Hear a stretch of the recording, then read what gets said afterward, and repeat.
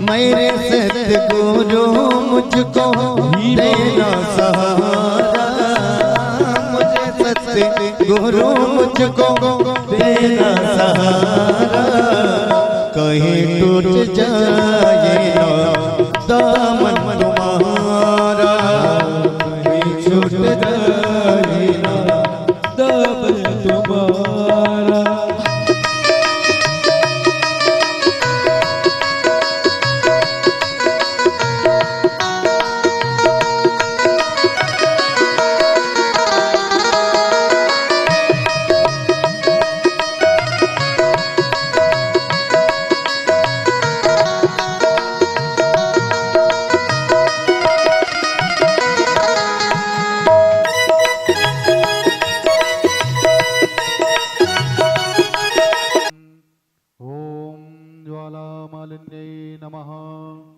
रत्नेश्वर्यै नमः।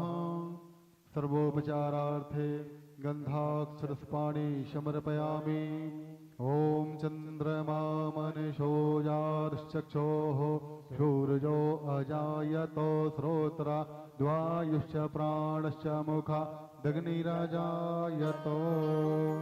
आरती अति पावन पुराणे की, आरती अति पावन पुराणे की, धर्म भक्ति ज्ञान खाने की, धर्म भक्ति ज्ञान खाने की। आरती अति पावन पुराणे की, आरती अति पावन पुराणे की।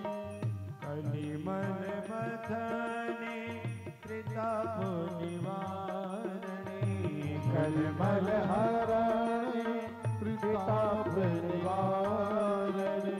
जन्म मृत्यु में भव भय हारणे, जन्म मृत्यु में भव भय हारणे। सेवक सतत सकल सुख कारणे, सेवक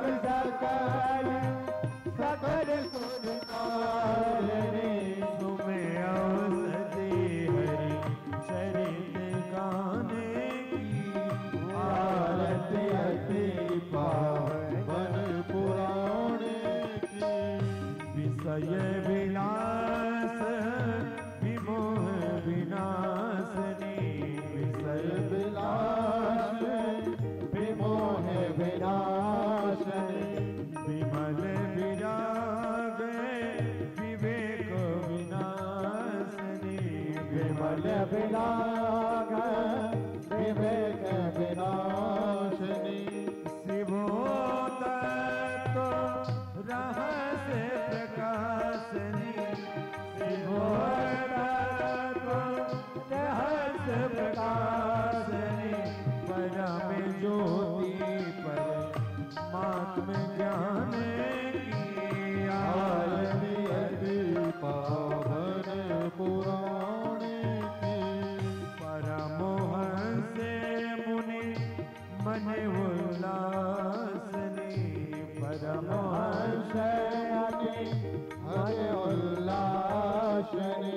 रसिक हृदय रस रास विलासनी, रसिक हृदय रस रास विलासनी। भुक्ति मुक्ति रत प्रेम सुदासनी, भुक्ति मुक्ति रस प्रेम सुदासनी। तथा किंचन प्रिय सुजाने की, आरती अति पावन पुराणे की, आरती अति पावन पुराणे की, आरती अति पावन पुराणे की। कर्पूर गौरम करुणावतारम, सार सारम भुजगेन्द्रहारम। सदा वसंतम हृदयारविंदे, भवं भवामि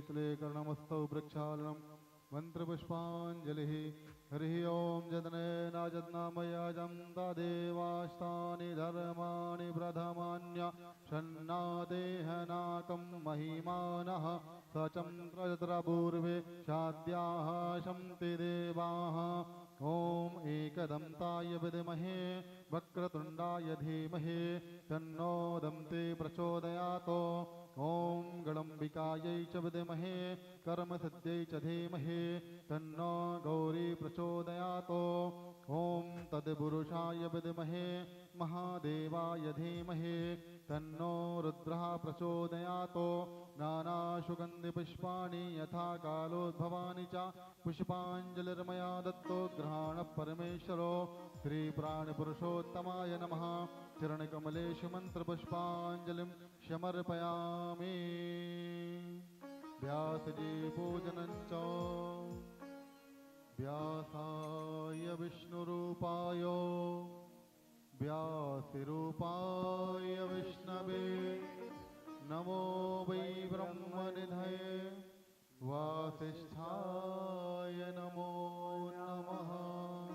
बोलिए व्यास भगवान की जय, काशी विश्वनाथ की जय, हनुमान जी महाराज की जय, श्री लक्ष्मी नारायण भगवान की जय।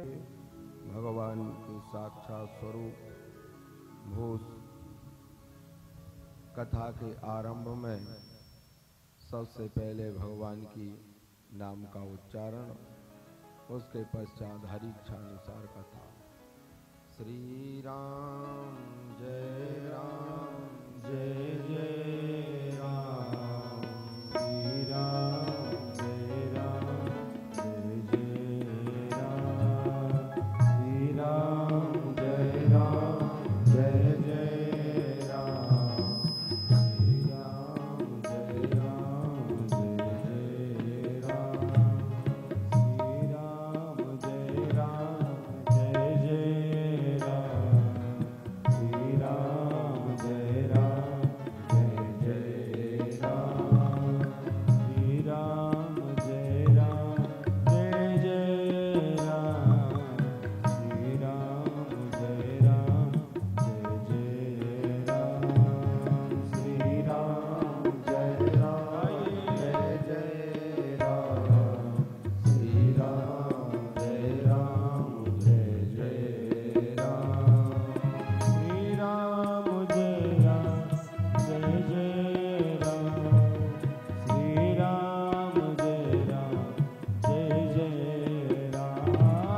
श्री राम जय राम जय जय राम, श्री राम जय राम जय जय राम, श्री राम जय राम जय जय राम, श्री राम जय राम जय जय राम,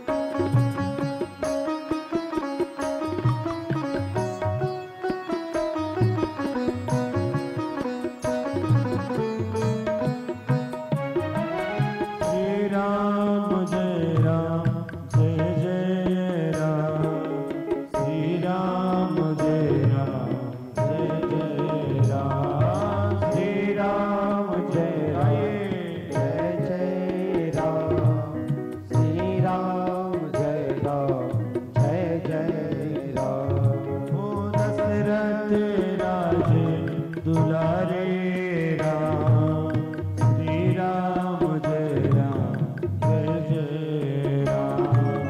दशरथ राज दुलारे राम, श्री राम जय राम, जय जय राम, श्री राम जय राम, जय जय राम,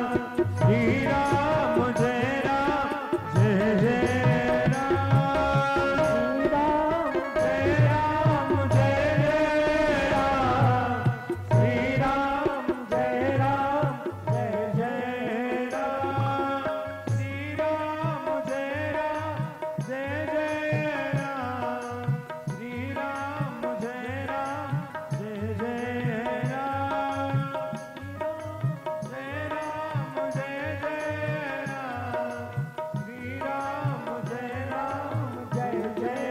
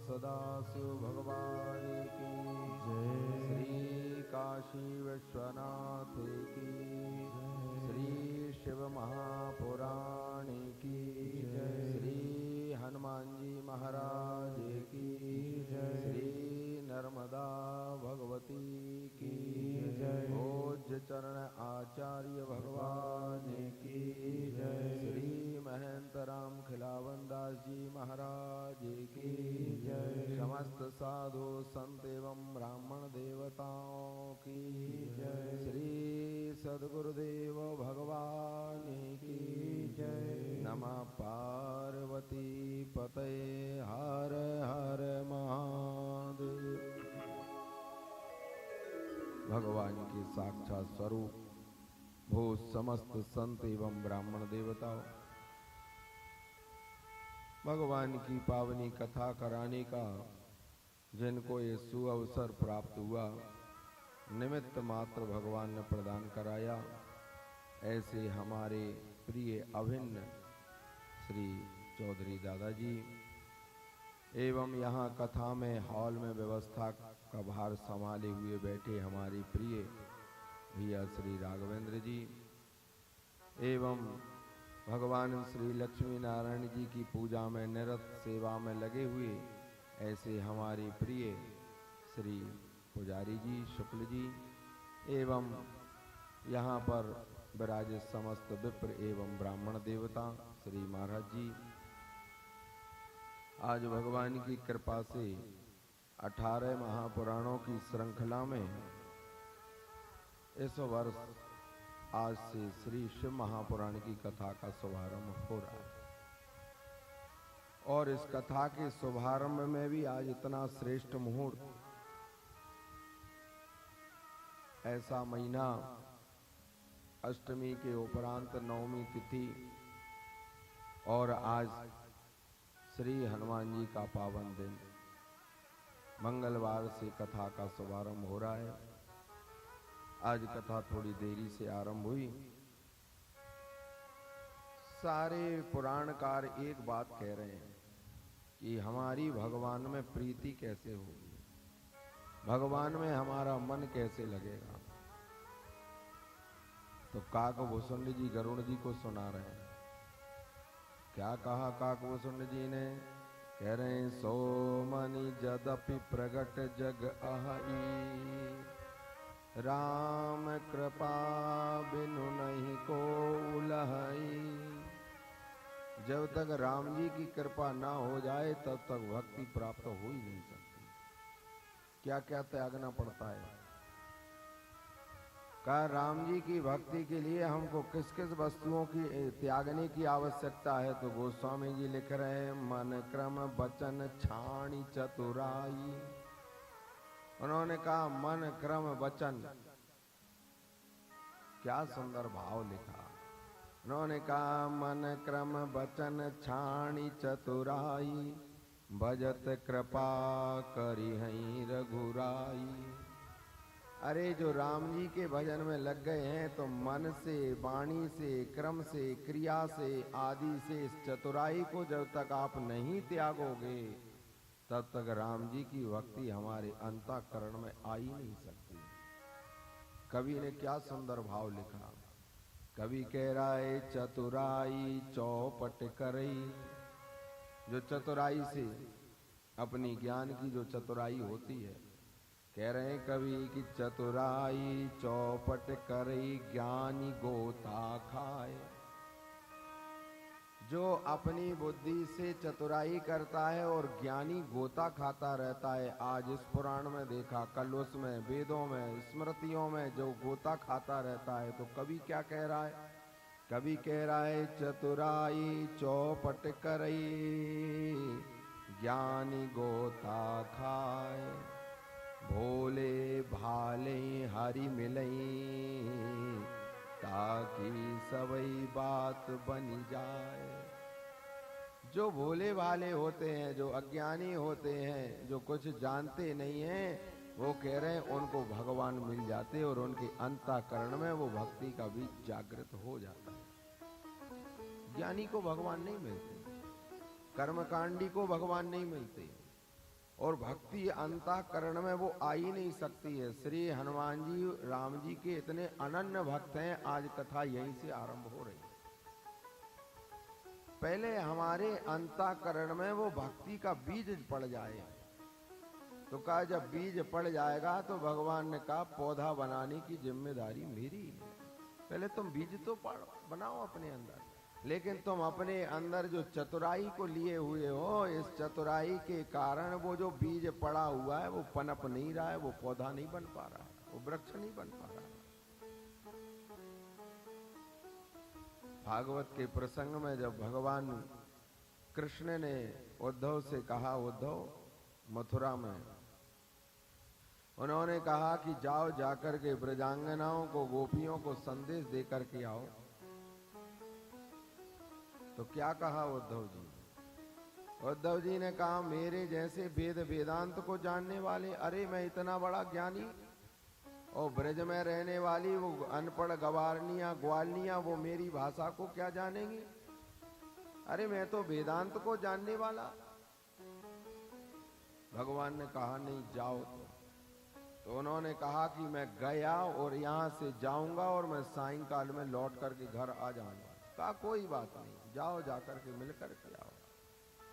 जब आज श्री उद्धव जी गए, उन्होंने ब्रज की पावन धरा में उन ब्रजांगनाओं की उस भक्ति को देखा, उस पराकाष्ठा को देखा, अभिभूत हो गए। कह करके भगवान से गए थे कि आज गया, सायंकाल में लौट करके आ जाऊंगा। 6 महीने तक लौट करके नहीं आए, वहीं रही आए। भगवान के पास जब 6 महीने बाद लौट करके आए तो भगवान के चरणों में साष्टांग प्रणाम किया। भगवान से हाथ जोड़ करके कहा प्रभु अच्छा हुआ मैं वेद वेदांत को जानने वाला, मैं इस ज्ञान की उस में लगा रहता, लेकिन मैं आपकी जो भक्ति है मैं उस भक्ति का आनंद नहीं ले पाता। क्यों, क्या हो गया वहां पर। तो श्री उद्धव जी ने कहा कि उन ब्रजांगनाओं के अंतःकरण में आपके प्रति जो अनन्य भाव है, अनन्य प्रीति बनी है प्रभु, ऐसी प्रीति तो हमने आज तक नहीं देखी और हमारे हृदय में है ही नहीं। अच्छा हुआ कि कम से कम आपने आज इस ज्ञानी के अंदर वो भक्ति का बीज भी जागृत कर दिया है। अब कम से कम आपसे प्रीति बनी रहेगी और आपके प्रति अनंत भाव मेरा बना रहेगा। आज वही कवि कह रहा है, श्री हनुमान जी राम जी के इतने अनन्य भक्त हैं, इतने बड़े उपासक हैं। जब सबसे पहले गए लंका में प्रवेश करने लगे, क्या लिखा? तात स्वर्ग अपवर्ग मिली। जब सबसे पहले गए तो सत्संग होना आरंभ हुआ उस राक्षसी से। और ये राक्षसी कौन है? आध्यात्म रामायण में लिख रहे हैं, सतानंद नाम का एक राक्षस था।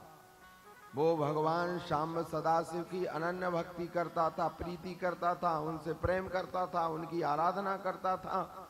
जब भगवान शशांक शेखर उसके सामने प्रकट हुए तो उस राक्षस ने कहा कि ये मेरी स्त्री है, बस इतनी कृपा करना, इसके ऊपर भी आपकी कृपा हो जाए, आपकी भक्ति आ जाए।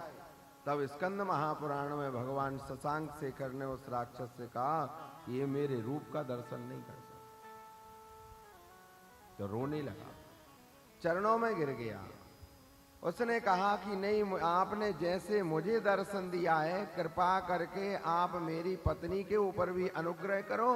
तो भगवान शशांक शेखर ने कहा कि मेरे रूप का नहीं, कहा कि मेरे जो 11वां रूप धारण हनुमान के रूप में होगा, ये मेरा नहीं, ये वो हनुमान के रूप का दर्शन करेगी। सबसे पहले जब राक्षसी ने देखा आज श्री हनुमान जी को, सत्संग करना आरंभ किया। और जैसे ही उस राक्षसी ने हनुमान जी को देखा, जब मशक समान रूप रख करके जब हनुमान जी जाने लगे, तो क्या कह रही है? उस राक्षसी ने कहा, अरे कहाँ तुम चोरों की तरह, चोरों की भांति मेरे लंका में प्रवेश कर रहे? मैं तुम्हारे जैसे चोरों को पकड़ करके अपना आहार बना लेती हूँ, खा जाती हूँ। श्री हनुमान जी ने कहा, देखो इसको मैं चोर दिखाई दे रहा हूं। श्री हनुमान जी ने कहा कि तू क्या कह रही है? उसने कहा, तुम्हारे जैसे चोरी करने वाले को मैं पकड़ करके खा जाती हूँ, आहार बना लेती हूँ। तो हनुमान जी ने कहा, यदि तुझे मैं चोर दिखाई दे रहा हूं तो सबसे बड़ा चोर तो तेरा स्वामी है। कौन? का रावण। उसने क्या किया? कहा उसने मेरे स्वामी राम जी की पत्नी का हरण कर लिया।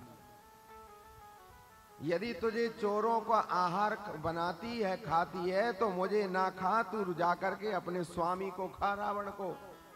वो चोरी करके आया है। संवाद बहुत विस्तार से हुआ। जब श्री हनुमान जी ने एक मुष्टिका का प्रहार किया, अरे हनुमान जी के मात्र एक बार गदा को पृथ्वी के ऊपर पटकने पर बड़े बड़े राक्षसों के प्राण निकल जाएं। और जो हनुमान जी को आते हुए देख ले वहां से कि श्री हनुमान जी चले आ रहे हैं, इतने में बड़े बड़े राक्षस प्राणों का त्याग कर देते थे। लेकिन यहाँ गोस्वामी जी लिख रहे हैं, मुष्टिका एक कपिमानी, एक मुष्टिका का प्रहार किया, प्राण नहीं निकले उस राक्षसी के। क्या हुआ? कह रहे हैं, रुधिर बमन करी। मात्र उस राक्षसी ने बमन किया तो लोगों ने हनुमान जी से कहा कि आपने सारी शक्ति से नहीं मारा, मात्र ऐसे ही किया होगा। उसने मात्र बमन किया। श्री हनुमान जी ने कहा कि नहीं, वो उसका पति भगवान शशांक शेखर का अनन्य भक्त है। अरे मैं तो उसको मशक करके फेंक देता, वहां समाप्त कर देता, लेकिन मात्र मैंने बमन इसलिए कराया है। हनुमान नाटक काल लिख रहे हैं, श्री हनुमान जी ने कहा कि उसके अंतःकरण में जो रावण का प्रेम का जो राग बना हुआ था, तो मैंने बमन इसलिए कराया कि सबसे पहले तू रावण के राग का बमन कर। जब ये बमन हो जाएगा तब तेरे अंतःकरण में मेरी भक्ति, राम जी की भक्ति जागृत होगी। यदि ऐसे भी हमारे ऊपर कृपा हो जाए श्री हनुमान जी की, तो भी हम भगवान के चरणों का आश्रय ले सकते हैं। जब श्री हनुमान जी जब लंका में आग लगा करके लौट करके आ गए, पूछा राम जी ने कि भैया ये बताओ, तुम उपद्रव करने क्यों गए थे? आग लगाने क्यों गए थे? वहां पर जाकर के तुमने उपद्रव क्यों किया? कैसा प्रभु?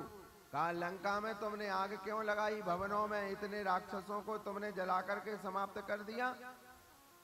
श्री हनुमान जी कह रहे हैं कि मेरा अवतार तो राम काज के लिए हुआ है और धर्म संस्थापनार्थायो। कहा कि जहां पर धर्म नहीं होता, जहां पर आपकी यश और कीर्ति नहीं होती, जहां पर लोग आपके नाम का उच्चारण नहीं करते हैं, प्रभु मैं सबसे पहले वहां जाकर के धर्म की स्थापना करता हूं। लंका में तुमने ऐसा कहां का धर्म कर दिया? राम जी ने कहा चलो कोई बात नहीं है, तुम धर्म करने गए थे तो धर्म ऐसा कैसा? भवनों में आग लगा दी, राक्षसों को पकड़ पकड़ करके तुमने जला दिया, समाप्त कर दिया। तो श्री हनुमान जी ने कहा प्रभु आपको दिखाई दे रहा था, मैं तो यज्ञ करने गया था। ऐसा कैसा यज्ञ? तो राम जी ने कहा चलो ठीक है कोई बात नहीं, जब तुम यज्ञ करने गए थे तो यज्ञ में आचार्य पुरोहित कौन था? कोई आचार्य तो होवे, मंत्र बोलने वाला। चलो ठीक है, आचार्य पुरोहित कौन था और यजमान बन करके कौन बैठा था जो आहुति दे रहा था वहां पर? यजमान कौन था और साकल्य क्या थी? हव्य काय का था तुमने जिससे साकल्य किया वो बताओ। तो यजुर्वेद में बहुत सुंदर मंत्र आया। यजुर्वेद भगवान कह रहे हैं अग्निमीले पुरोहितम यज्ञस्य देव मृत्युजम होतारम रत्नधातमम। श्री हनुमान जी ने कहा प्रभु जब मैं लंका में यज्ञ कर रहा था सर्वप्रथम तो आचार्य पुरोहित मैं ही था। अग्निमीले पुरोहितम का आचार्य पुरोहित मैं ही बन गया। यजमान कौन था? कह रहे यज्ञस्य देव मृत्युजम का यज्ञ करने वाला यजमान भी मैं ही था। आहुति किसकी दी? अग्निमीले पुरोहितम यज्ञस्य देव मृत्युजम होतारम। आपने आहुति काय की दी? तो श्री हनुमान जी ने कहा कि प्रभु मैंने उन असुरों को पकड़ करके उस अग्नि कुंड में डाल करके मैंने समाप्त कर दिया। राम जी ने कहा कि तुमने बस यही सब गड़बड़ कर दिया। क्यों? कहा जिस अग्नि कुंड को तुम कह रहे कि तुम आचार्य बने, पुरोहित बने और तुम ही यजमान बने और तुमने उसमें जीव हत्या कर दी, असुरों को पकड़ करके तुमने उसमें डाल करके समाप्त कर दिया। तो कहा कि वो यज्ञ नहीं है। तो श्री हनुमान जी ने हाथ जोड़ करके कहा, श्री हनुमान जी ने कहा कि प्रभु जब मैं यज्ञ कर रहा था तो उन असुरों को पकड़ करके मैंने डाला है। आपने देखा होगा बड़े बड़े राक्षसों का, दैत्यों का नाम भागवत में लिखा। अगासुर बकासुर जितने भी हुए सभी का नाम लिखा। शिव महापुराण में भी बड़े बड़े राक्षसों के नाम लिखे। कह रहे हैं तारक नाम का दैत्य हुआ जिससे भगवान शंकर को विवाह करना पड़ा, जिस कारण विद्युन्माली हुआ, कमलाक्ष हुआ, अंधकासुर हुआ। बड़े बड़े राक्षसों के नाम शिव महापुराण में, सारे पुराणों में बड़े बड़े राक्षसों के नाम लिखे। मानस जी में राक्षसों के नाम लिखे, दानवों के नाम लिखे, सभी के नाम लिखे। तो श्री हनुमान जी ने कहा जिन असुरों को पकड़ करके मैंने अग्नि कुंड में डाल करके समाप्त किया है उनका नाम कहीं पर नहीं लिखा। क्यों? कहा जिन्होंने जन्म जन्मांतरों में, युग युगांतरों में गलती से भी आपका नाम जिह्वा पर नहीं लिया, ऐसे पापी राक्षसों को पकड़ करके मैंने कुंड में डाला करके समाप्त कर दिया। तुम्हारा जीवन व्यर्थ है। अरे रावण भी नाम उच्चारण कर रहा है, बाली भी नाम का उच्चारण कर रहा है, बड़े बड़े राक्षस भी भूल करके भी, चाहे क्रोध में चाहे शत्रुता का भाव बना करके नाम का उच्चारण कर रहे हैं, लेकिन राम जी के नाम का उच्चारण वो कर रहे हैं। जब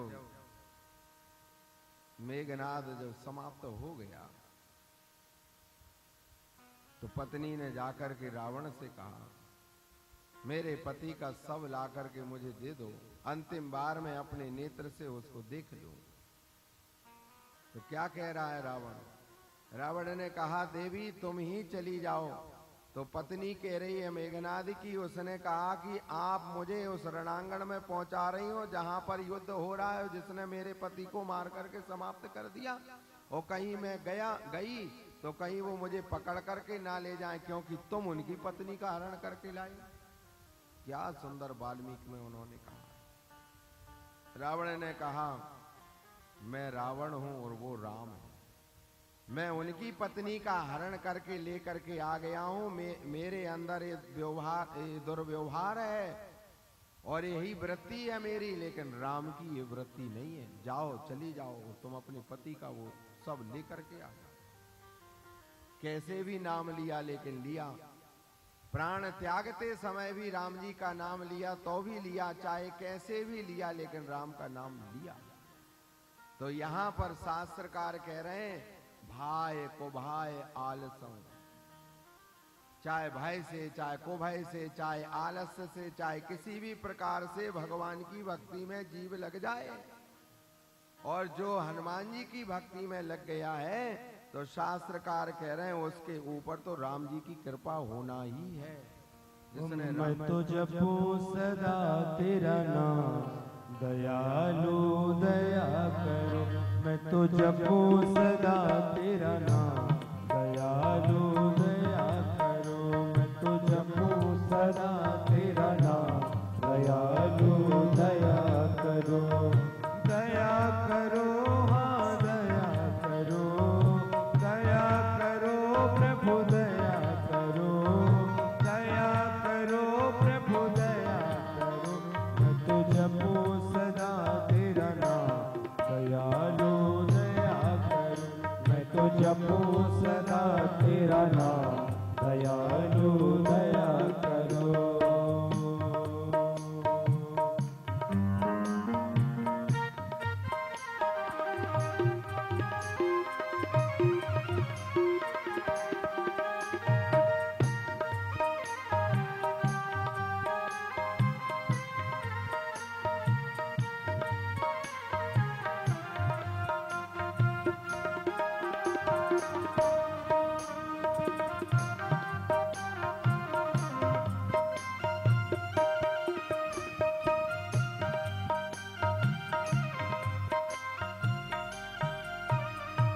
द्वार खड़े भक्त तुम्हारे, द्वार खड़े भक्त तुम्हारे, द्वार खड़े भक्त तुम्हारे, द्वार खड़े यह भक्त तुम्हारे।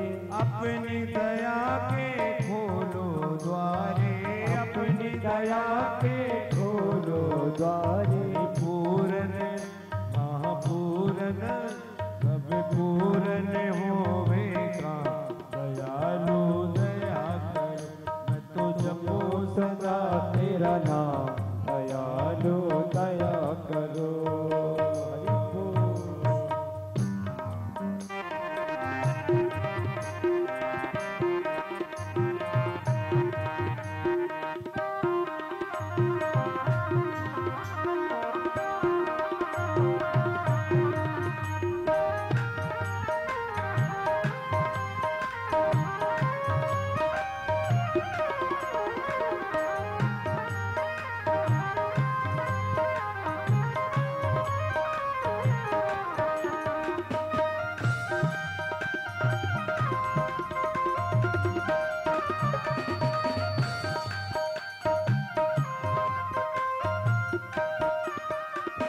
साधु संत की संगति देना, साधु संत की संगत कीना, साधु संत की संगत देना, साधु संत की संगत कीना। अपने नाम की रंगत देना, अपने नाम की रंगत कीना। मुझदास जय जय मुझदास बना लो घनश्याम, दयालु दया करो। मैं तो जपूं सदा तेरा नाम, दयालु दया करो। दयालु दया करो, दयालु दया करो। ओ कृपालु कृपा करो, कृपालु कृपा करो। मैं तो जपूं सदा तेरा नाम, दयालु दया करो। मैं तो जपूं सदा तेरा नाम,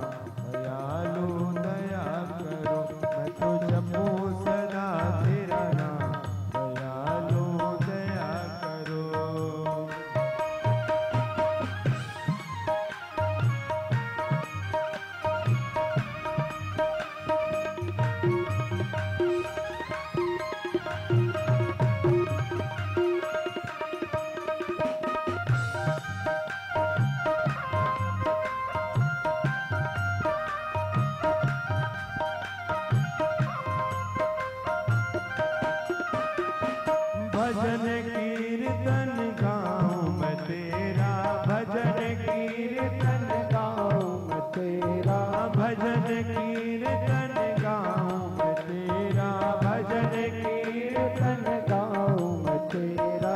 नित्य उठ नाम ध्याऊं मैं तेरा, नित्य उठ नाम मैं ध्याऊं मैं तेरा।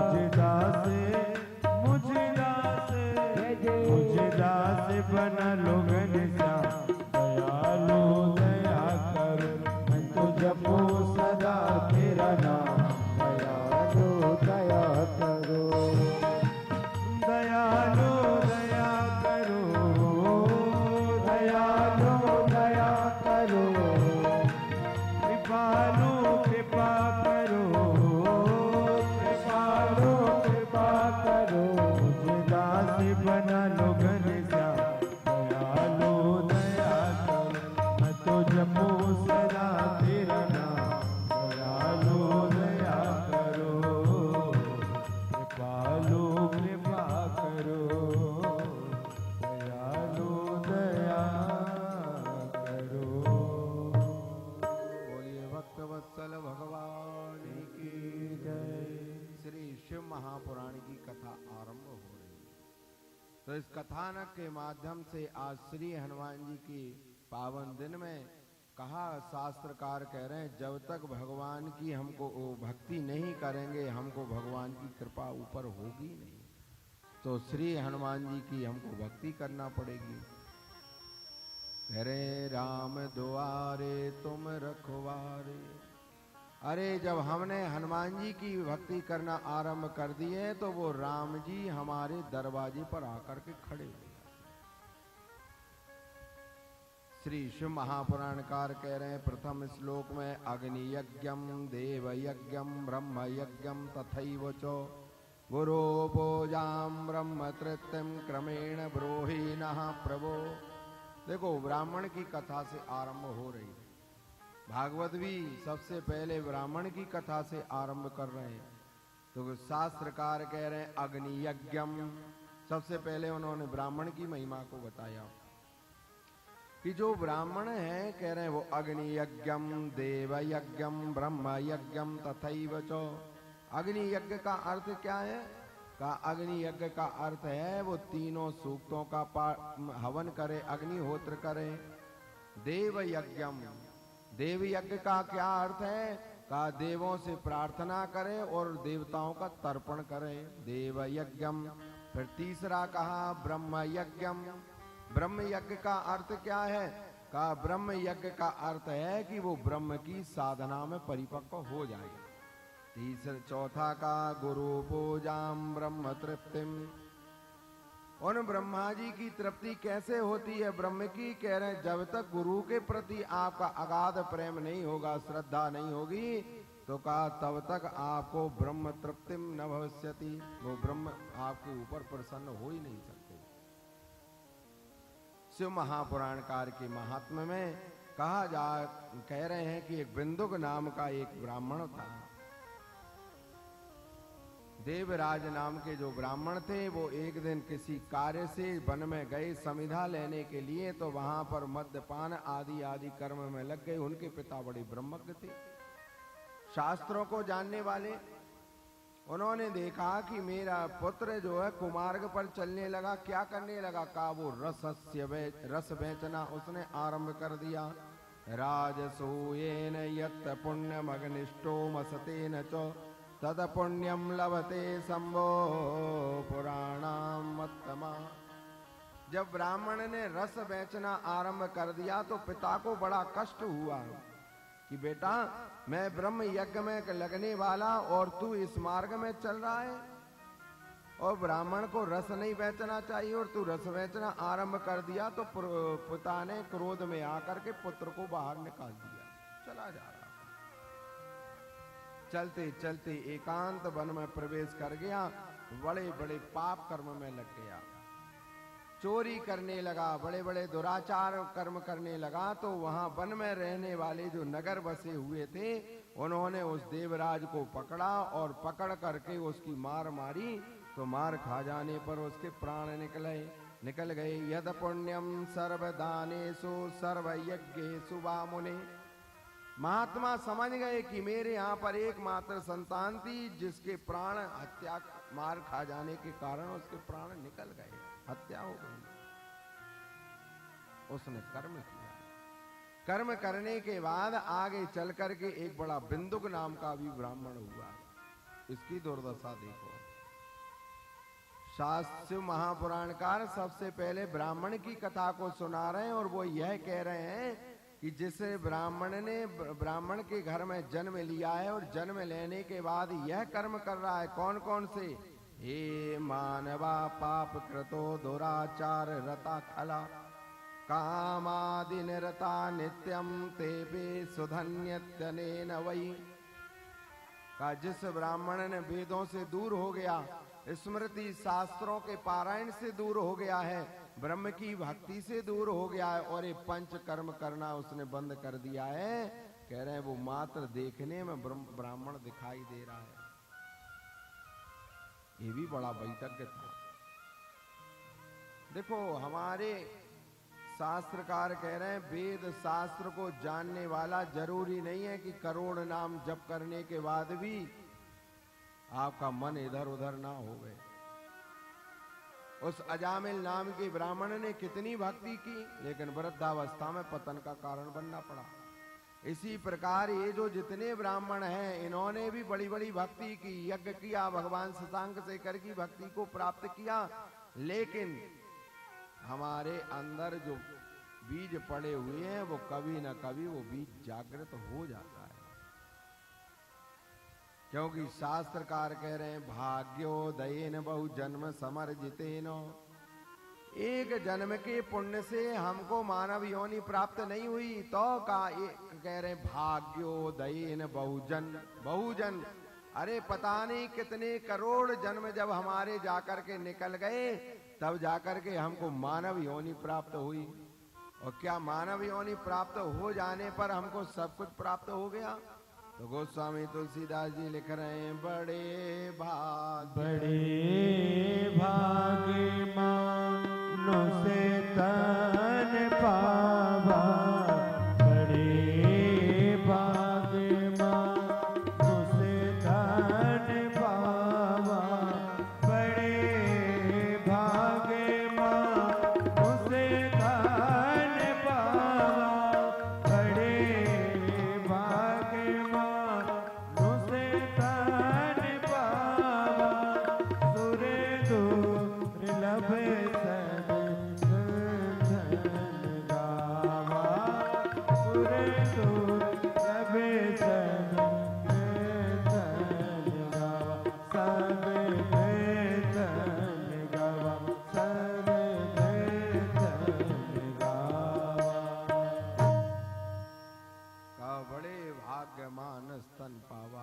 बड़े भाग्य से मानव तन तो हमको प्राप्त हो गया है। तो कहा कि जैसे भाग्योदयेन बहुजन्म समर्जितेनो, पता नहीं करोड़ जन्मों के बाद मानव योनि प्राप्त हो गई और मानव योनि प्राप्त करके कह रहे हैं गोस्वामी जी बड़े भाग्य मानस तन पावा।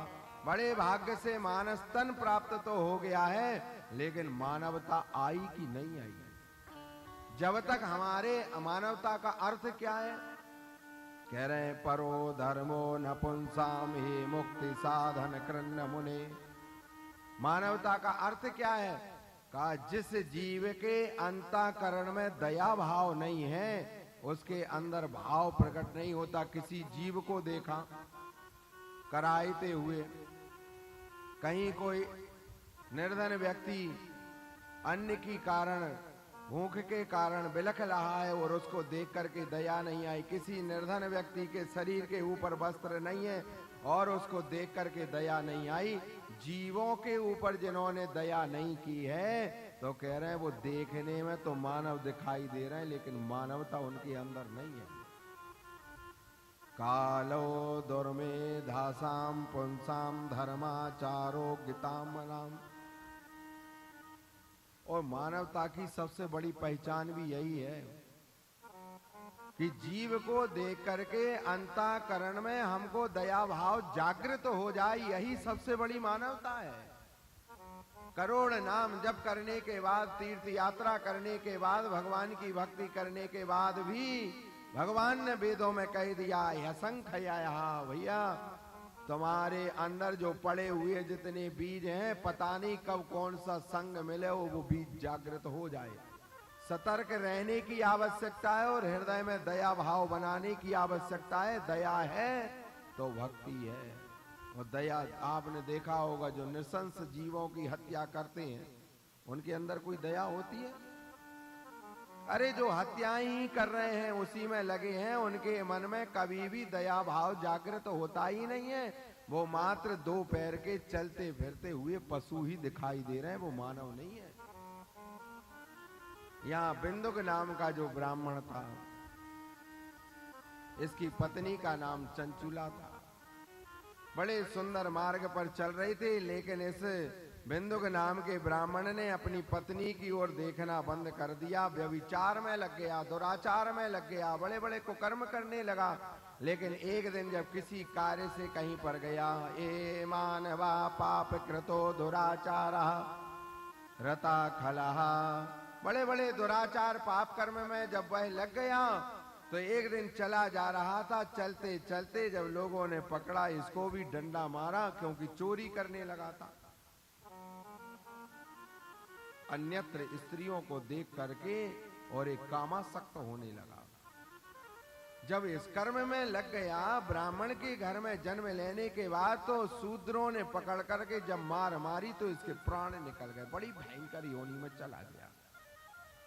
तरुणी थी इसकी पत्नी, एकांत में रहने लगी, वैधव्य योग को प्राप्त हो गई, लेकिन भगवान की भक्ति उसके अंतःकरण में थी। यत पुण्यम सर्वदानेषु, उसके मन में भगवान के प्रति थोड़ी सी भक्ति बनी हुई थी। धीरे धीरे करके उसने जब अपना समय निकालना आरंभ किया तो एक दिन उसी के गांव के कुछ लोग तीर्थ यात्रा करने जा रहे थे।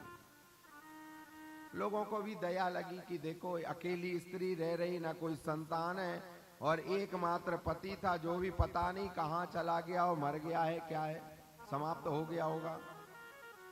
तो गांव के लोगों ने कहा चलो इसको भी साथ में रख लिया जाए। कभी जीवन में इसने गंगा में स्नान नहीं किया, नर्मदा में स्नान नहीं किया, कभी भगवान की कथा को सुना नहीं, कभी मंदिर गई नहीं, कोई धर्म पुण्य कर्म सत्कर्म किया नहीं, तो चलो इसको भी रख लेते हैं, किसी प्रकार तीर्थ कर ले। जब वो चंचुला ने से कहा लोगों ने कि हम तीर्थ करने जा रहे हैं, तुम हमारे साथ चलोगी?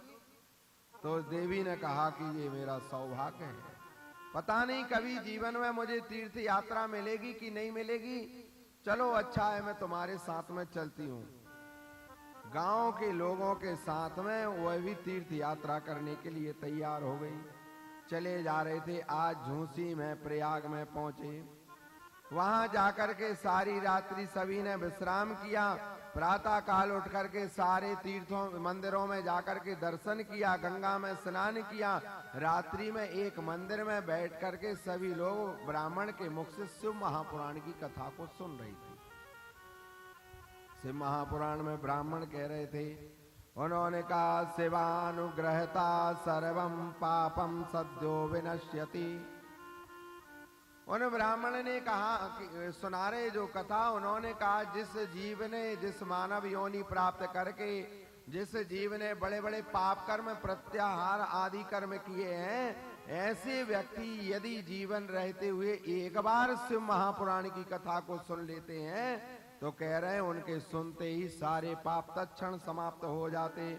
प्रायश्चित्तमधिकृत्यो, ये प्रायश्चित्त है शिव महापुराण की कथा। कह रहे प्रायश्चित्तमधिकृत्यो विदेवन निर्भया पुमान नयाति सगतिम प्राया पश्चातापि न संशया। जो व्यक्ति भगवान शंकर की कथा को नहीं सुनता तो मरने के बाद वो पश्चाताप करता है। कह रहे पश्चातापि न संशया, ये संशय नहीं है किसी भी प्रकार का कि मरने के बाद जब वो जीवात्मा जाएगा तो उसके अंतःकरण में ये भय और ये पश्चाताप बना रहेगा कि जीवन रहते हुए मैंने शिव पुराण की कथा को नहीं सुना। ब्राह्मण ने बड़ी बड़ी कथा को सुनाया। रात्रि में बैठे बैठे इस चंचुला को ज्वर आ गया कथा सुनते, और ये स्वाभाविक है, ज्वर ऐसे ही नहीं आता है। जैसे घर में भगवान की कथा होनी आरंभ होवे, कोई व्यक्ति बीमार हो गया तो कहा ये बीमारी नहीं है, ये पाप ही बीमारी का रूप धारण करके प्रकट हो गई।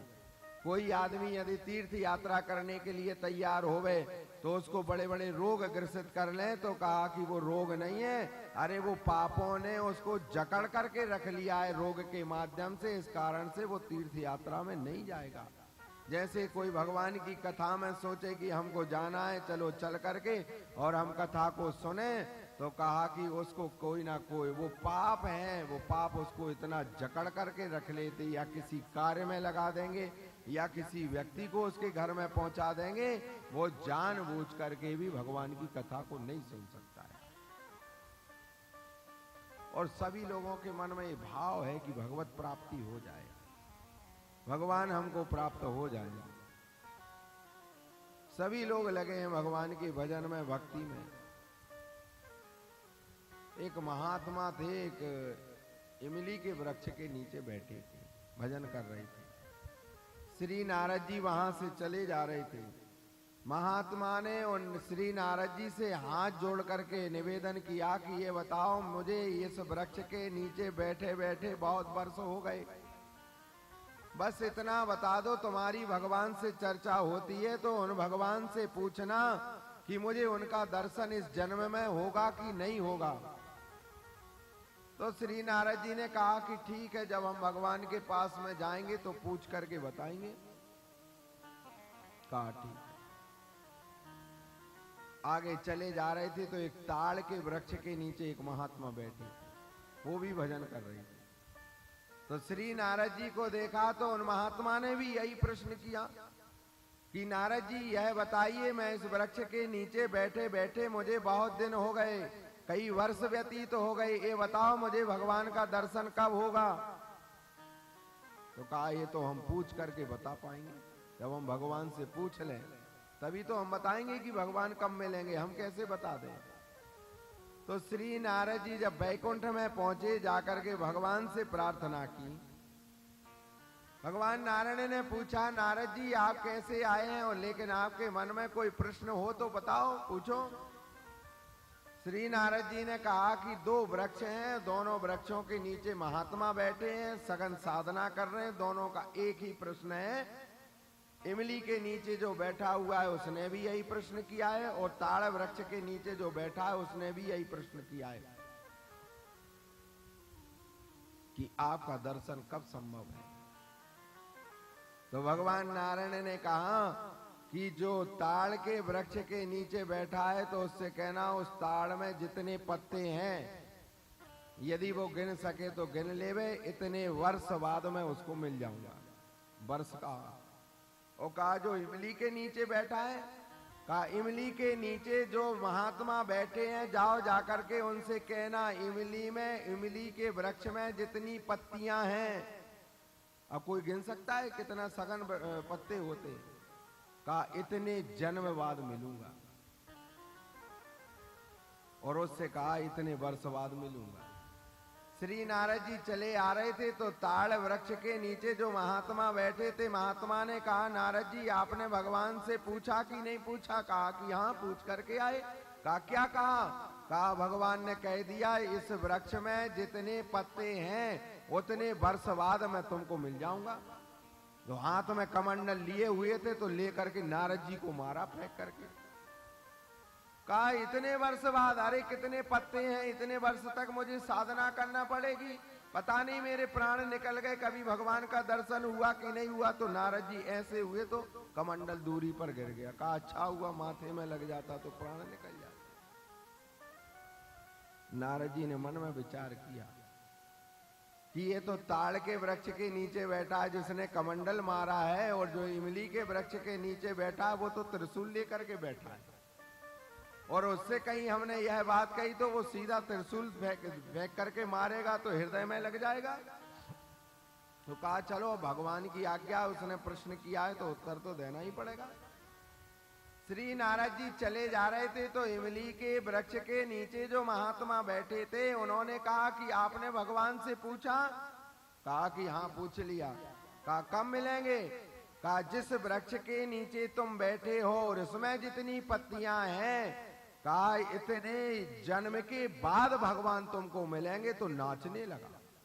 नारद जी ने कहा कि ताड़ में तो कम पत्ते होते, ताड़ वृक्ष में, लेकिन उसने तो उससे कहा था इतने वर्ष बाद मिलेंगे, और इससे तो कहा था करोड़ों पत्तियां उसमें, अरबों पत्तियां हैं, जब इतने जन्म निकल जाए तब भगवान मिलेंगे।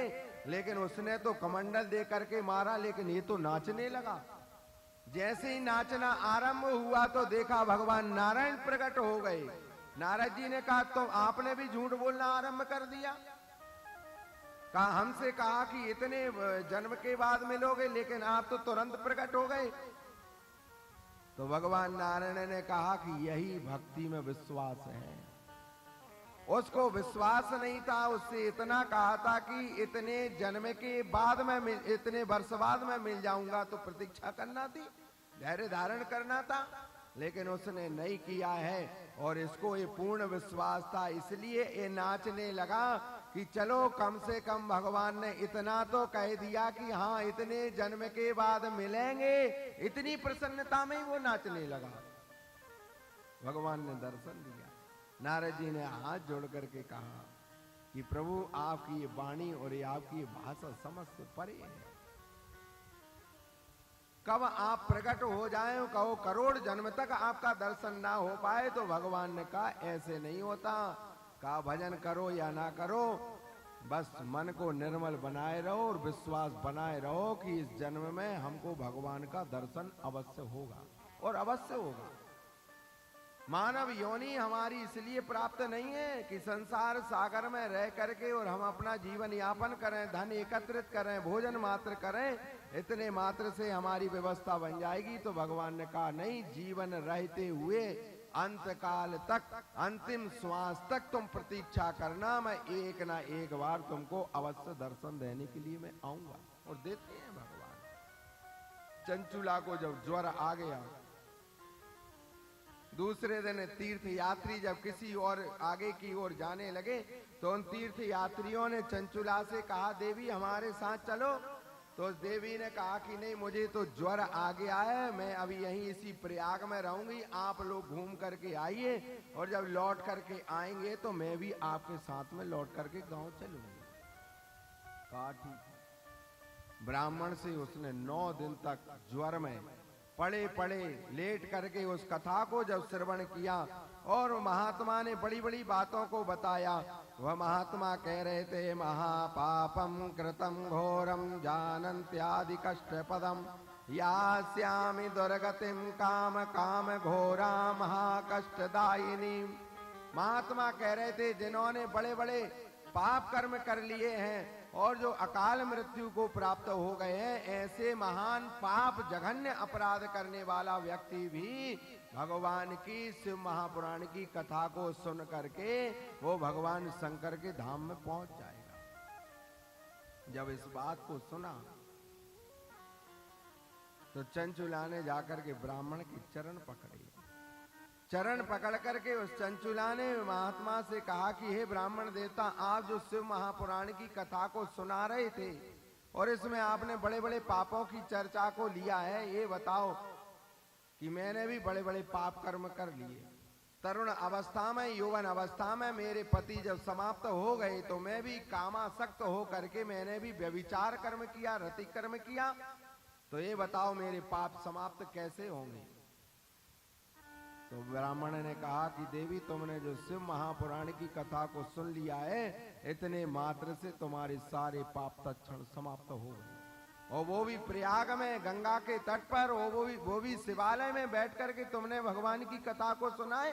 कहा कि इतने मात्र से? कहा कि हाँ इतने मात्र से। जब उसको यह पूर्ण विश्वास हो गया कि मेरे पाप तत्क्षण समाप्त हो गए, लौट करके नहीं गई, वहीं पर पड़ी रही, कोई उपचार नहीं कराया। ज्वर इतना बड़ा कि उस ज्वर के कारण, उस कष्ट के कारण उसके प्राण निकल गए, समाप्त हो गए। जब यम के दूत पकड़ने के लिए जब आए तभी देखा भगवान शशांक शेखर के गण भी वहां पर आ गए। शिवानुग्रहता सर्वम पापम सद्यो विनाश्यति। जब सारे पाप तत्क्षण समाप्त हो गए तो उन रुद्र गणों ने कहा कि इसको तुम कैसे लेकर के जा रहे। यमदूतों ने कहा कि इसने बड़े बड़े जघन्य अपराध किए, बड़े बड़े पाप कर्म किए हैं। तो भगवान शंकर के गणों ने कहा कि नहीं, इसने तो अंत काल में हमारे स्वामी भगवान शंकर की कथा को श्रवण किया, इसलिए यमपुरी में नहीं जाएगी, ये तो भगवान शशांक शेखर के धाम में चली जाएगी। यमदूतों में और भगवान शंकर के गणों में विवाद होने लगा। जब यह विवाद होना आरंभ हुआ तो यम के दूत वहां से चले गए और भगवान शंकर के गण इसी स्त्री को, चंचुला को पकड़ करके ले गए। जब लेकर के गए, जैसी आज भगवान शशांक शेखर का पावन दर्शन किया, कर्पूर गौरम करुणावतारम संसार सारम भुजगेंद्रहारम, भगवान का जब उस कर्पूर रूप का दर्शन किया, और अधिकांश लोगों को विश्वास नहीं है कि भगवान की कथा सुन करके हम उनके धाम में पहुंच जाएंगे, किसी को विश्वास नहीं। एक उदाहरण के माध्यम से समझो, आज कम लोग हो तो थोड़ा गहराई में भी चले जाए तो कोई बात नहीं। एक सेठ जी थे जो व्यापार करें और झूठ बोले। अपने गांव में उन्होंने एक छोटा सा दुकान डाला और दुकान डाल करके उसमें व्यापार करने लगे। और व्यापार करते करते व्यापार में झूठ बोलते ही धन एकत्रित करें और झूठ बोले, मिथ्या भाषण करें। जब वही सेठ जी किसी कार्य से, व्यापार की दृष्टि से बड़े महानगर में गए, बड़े महानगर से उन्होंने कीमती कीमती सामान लिया। लेने के बाद किसी वाहन पर वो सवार हुए और सवार होकर के अपने घर की ओर, गांव की ओर चले आ रहे थे तो वाहन ने कुछ दूरी पर उनको उतार दिया। सामान लिए हुए मध्य रात्रि हो गई थी। मध्य रात्रि में वो खड़े खड़े यह प्रतीक्षा कर रहे कि मैं व्यापार करने के लिए बड़ा कीमती सामान लेकर के आया हूं और वाहन मुझे छोड़ करके चला गया है। यहां से मेरा घर बहुत दूरी पर है, इतना भार लेकर के मैं पहुंच नहीं सकता हूं। मन में प्रतीक्षा कर रहे थे कि कोई श्रम करने वाला व्यक्ति मिल जाए जो मेरा बोझा अपने सिर पर रखे और मुझे अपने घर तक छोड़ दे। तो देखा एक काला कलूटा व्यक्ति चला आ रहा था, कमर में फटी हुई धोती पहने हुए था। जैसे ही आज सेठ जी ने देखा, और रूप बता देता है, व्यक्ति का रूप यह बता देता है कि इसका कार्य क्या है, और व्यक्ति का वाणी यह बता देती है कि इसका ज्ञान कहां तक है, और शब्द यह बता देते हैं कि इसका संस्कार कहां तक है।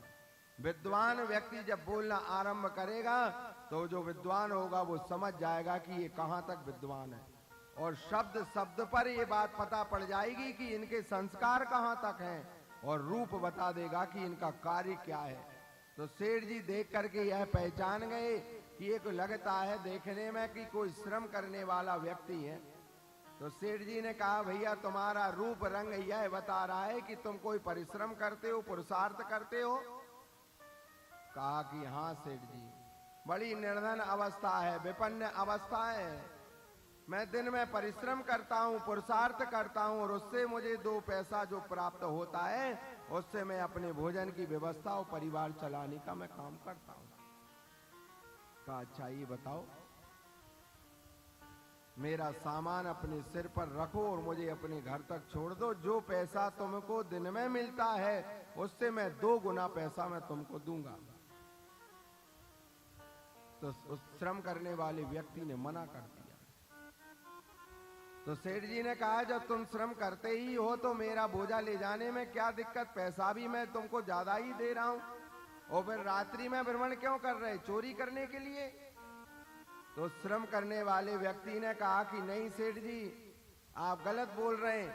मैं इसलिए भ्रमण नहीं कर रहा हूं क्योंकि विपन्न अवस्था है, निर्धन अवस्था है, तो दिन में मैं जो परिश्रम पुरुषार्थ करता हूं तो उससे मैं अपने परिवार और अपने भोजन की व्यवस्था करता हूं। रात्रि में क्यों भ्रमण कर रहे? तो उसने कहा, रात्रि में मात्र सत्संग मम लभते ज्ञानम, उस श्रम करने वाले व्यक्ति ने कहा कि रात्रि में मात्र में कहीं भगवान का कीर्तन हो रहा होवे, कहीं भगवान की कथा हो रही होवे, या कोई भी सत्कर्म पुण्य कर्म हो रहा होवे, तो जा करके मैं उस धर्म को अर्जित करने की अभिलाषा से मैं भ्रमण कर रहा हूं। निराश हो गए सेठ जी। सेठ जी ने मन में विचार किया कि मध्य रात्रि में एकमात्र व्यक्ति मिला हो, वो भी कहीं सत्संग करने जा रहा है। तो श्रम करने वाले व्यक्ति को दया आ गई। उसने कहा कि सेठ जी आप बड़े भयाक्रांत और उदास लग रहे हैं, तो चलो कोई बात नहीं है, अब मैं सत्संग करने नहीं जा रहा हूं, मैं आपका सारा सामान अपने सिर पर रख लूंगा, लेकिन एक शर्त रहेगी। क्या? का आपको मुझे भगवान की कथा सुनाते हुए चलना पड़ेगी। सेठ जी ने तो कभी जीवन में कथा सुनी नहीं, जानते ही नहीं थे कि कथा होती कैसी है, क्योंकि जीवन उन्होंने व्यापार में लगा दिया। तो सेठ जी ने कहा भैया हमने कभी समय मिला नहीं, व्यापार में लगे रहे धन कमाने में, हमने कभी कथा को सुना नहीं, हम जानते नहीं कथा होती कैसी है। देखो कथा से भी बच जाता, अभी भी बच जाएगा। तो श्रम करने वाले व्यक्ति ने कहा कि सेठ जी चलो कोई बात नहीं, आपने भगवान की कथा को सुना नहीं, धन कमाने में लगे रहे, और यदि आप कथा नहीं सुना सकते तो कोई बात नहीं, लेकिन सारा सामान मैं सिर पर रख लेता हूं, मुझे सत्संग करना है, तो मैं भगवान की कथा सुनाते हुए चल रहा हूं, तुम सुन तो सकते हो। आपत्काल में भाई को भाई से सुन रहा है।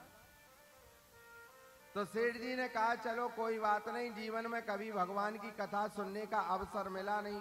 अरे आप ग्रामवासी तो बड़े भाग्यशाली हैं, क्षेत्रवासी, कि कम से कम लक्ष्मी नारायण मंदिर में 18 महापुराण की कथा का आप लोगों ने आनंद लिया, नहीं तो लोग तो 18 पुराणों के नाम तक नहीं जानते। ये हमारे श्री चौधरी जी का ये जो उपक्रम है, लक्ष्मी नारायण भगवान की जो कृपा है, ये हमको बड़ी सुलभता से प्राप्त हो रही, नहीं तो हमारे नर्मदा खंड में कम से कम 18 पुराण लोग सुन रहे हैं, नहीं तो और राज्यों में तो नाम भी पता नहीं है, सिर्फ भागवत और सिर्फ पुराण भागवत में ही रमे हुए। और भागवत की तो दुर्दशा हो गई है, सही कहा जाए। पहले के विद्वान कहते थे कि यदि विद्वत्ता का यदि परीक्षण करना है तो तस्य भागवतम विद्वानम, जो इसने भागवत को लगाया है वो विद्वान कहलाता था। और आजकल भागवत वही नाच गाना। लेकिन यहाँ पर जब श्रम करने वाले व्यक्ति ने कहा कि सेठ जी तुमने कभी जीवन में कथा नहीं सुनी, तो मैं सुनाते हुए चल रहा हूं, तुम सुन तो सकते हो। तो सेठ जी ने कहा चलो भैया कोई बात नहीं, कभी जीवन में भगवान की कथा सुनने का अवसर नहीं मिला, इस आपातकाल में आज धर्म संकट में यदि तुम कथा सुनाना चाहते हो तो कथा सुनाते हुए चलो, मैं सुनते हुए चलता हूं। उसने भगवान की मधुरमयी पावनी रसमयी कथा सुनानी जब आरंभ की, चलता हुआ जा रहा है, सारा सामान अपने सिर पर लिए हुए है, चलते चलते 2-5 किलोमीटर उसका घर था, वहां ले जाकर के उसका सामान रखा। सेठ जी ने कहा भैया कुछ पैसा ले लो, तो उसने कहा कि नहीं, आपकी और मेरी जो शर्त थी जो लग गई थी, मैंने आपको कथा सुना दी, यही मेरी दक्षिणा है और यही मेरी पैसा है। सीताराम करके वहां से वो श्रम करने वाला व्यक्ति चला गया। कथा सुनने वाला भी भूल गया और कथा सुनाने वाला भी भूल गया। ये जीव भूल जाता है, सत्कर्म करके पुण्य कर्म करके ये जीव का स्वभाव है कि भूल जाता है, न पुण्य उसको स्मरण है न पाप उसको स्मरण है, लेकिन भगवान के सामने सारा लेखा जोखा बना हुआ है। जब यमपुरी में पहुंचा, जिसने कथा सुनी थी, 20, 25, 30 वर्ष बाद जब उस सेठ के प्राण निकले जिसने कथा सुनी थी, जब यमपुरी में पहुंचा तो यमराज ने लाल लाल नेत्र लेकर के जैसी उसकी ओर देखा क्रोध में, तो जीवात्मा डर गया। वो यमराज की उस आकृति को, रूप को देख करके, ऐसी भयावह उनका रूप है, कैसे का उनके लाल लाल नेत्र ऐसे दिखाई देते जैसे आग लगी होवे, और इतना तेज निकलता है कि उस तेज के सामने वो जीवात्मा खड़ा नहीं हो पाता है। और उनके रोए कांटे की तरह ऐसे नुकीले नुकीले दिखाई देते, वो जीवात्मा देख करके डर जाता है। यमराज ने कहा, अरे पापी, बड़ी कठिनाई से मानव योनि तुझे प्राप्त हुई और तूने व्यर्थ कमा दिया, जीवन भर पाप कर्म ही किया, इस कारण से तो तू यमपुरी में आया। चित्रगुप्त से कहा, भैया इसका कुछ देखो लेखा जोखा। चित्रगुप्त ने जब अपना लेखा जोखा देखना आरंभ किया तो चित्रगुप्त ने कहा कि यमराज जी, सोद्यमानम दर्पणम ही यथा भवति निर्मलम। इन्होंने जीवन में बड़े बड़े पाप कर्म किए और इन्होंने जीवन में व्यापार किया, मिथ्या भाषण किया, इन्होंने कोई सत्कर्म नहीं किया, न दान किया, न धर्म किया, न पुण्य को कुछ भी कर्म नहीं किया। लेकिन चलते चलते एक छोटा सा कर्म बन गया। क्या? कहा, इन्होंने एक चलते हुए रायगीर से भगवान की कथा को सुना है। तो यमराज ने कहा कि हाँ, ये भी एक पुण्य है। तो यमराज ने जीवात्मा से कहा, भैया ये बताओ, तुमने जीवन भर बड़े बड़े पाप कर्म किए, पहले उन यातनाओं को भोगना है कि तुमने जो भगवान की कथा को सुना है वो क्षणिक सुख को तुमको भोगना है। तो जीवात्मा ने भी मन में विचार किया कि जब हमने जीवन भर बड़े बड़े पाप कर्म कर ही डाले तो अब हमको यातना तो भोगना ही भोगना है, और जो हमने क्षणिक भगवान की कथा को सुना है उस सुख को हमको मात्र क्यों क्षणिक हम उसको भोगें। कितनी देर के लिए? कहा, जितनी देर के लिए पलक झपकाई जाए इतनी देर के लिए। तो जीवात्मा ने कहा कि इतनी सी सुख को भोग करके हम क्या करेंगे? तो जीवात्मा ने यमराज से कहा कि उस सुख को हमको भोगना नहीं है, हमारे नेत्र से दिखा दो कि वो होता कैसा है। यमराज ने कहा, भैया ऐसा तो होता नहीं। जो व्यक्ति सत्कर्म करता है उस अनुसार उसको सुख दिलाया जाता है, जो पाप कर्म करता है उसको यातनाएं भुगवाई जाती हैं। ये तो वैसी बात हो गई, किसी व्यक्ति को बहुत तीव्र भूख लगी हो गई और वो दूसरे व्यक्ति से कहे, भैया तुम खा करके बता दो। इतना तो बताया जा सकता है कि हाँ नमक ज्यादा है कि कम है, लेकिन जब वो भोजन करता है प्रत्येक कण कण पर जो स्वाद और जो रस आता है वो तो जब तक जीव स्वयं भक्षण नहीं करेगा तब तक आनंद नहीं आ सकता है। तो यमराज ने कहा कि भैया ऐसा तो होता नहीं है, जैसा जैसा कर्म होता है उस अनुसार यातना और सुख भुगवाया जाता है। तो यमराज ने कहा, भैया हम समझ लें, जिनसे हमारा, किससे कहा? जिससे हमारा जन्म हुआ है उनसे। बुद्धिमान व्यक्ति हट नहीं करता है, अज्ञानी हट करता है। कैसा? कहा, नहीं श्रेष्ठ हम है, जो बात हम कह रहे हैं वो बात सही है, तुम क्या जानो? सामने वाले को मूर्ख समझना और अपने को श्रेष्ठ समझना, शास्त्रकार कह रहे हैं वो जड़ है, जड़ अज्ञानता है। आज देखो वो ब्रह्मा जी भी क्या कह रहे हैं। यमराज ने कहा, भैया ये अभी तक हमारे पास में ऐसा निर्णय आया नहीं है, और कोई निर्णय आ जाए, जटिल निर्णय होवे तो हर जगह अपनी पंडिताई नहीं करना चाहिए। एक सुना रहे थे महात्मा, कह रहे एक गांव में पहले ब्राह्मण ज्यादा होते नहीं थे, रहते नहीं थे, तो गांव के पटेल जो कह दें वो बात मान्य होती थी। कोई भी निर्णय दे दें तो गांव के सब लोग मानते थे कि प्रधान ने, मुखिया ने जो बात कही है भैया मानो।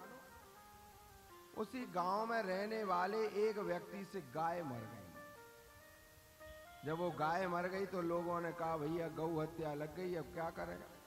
अब ब्राह्मण थे नहीं उस गांव में, भादों का महीना था, नदी उफान पर थी बहुत ज्यादा। तो कहा चलो पटेल से समझ लिया जाए, जो पटेल कहेंगे वो अपन मान्य करेंगे।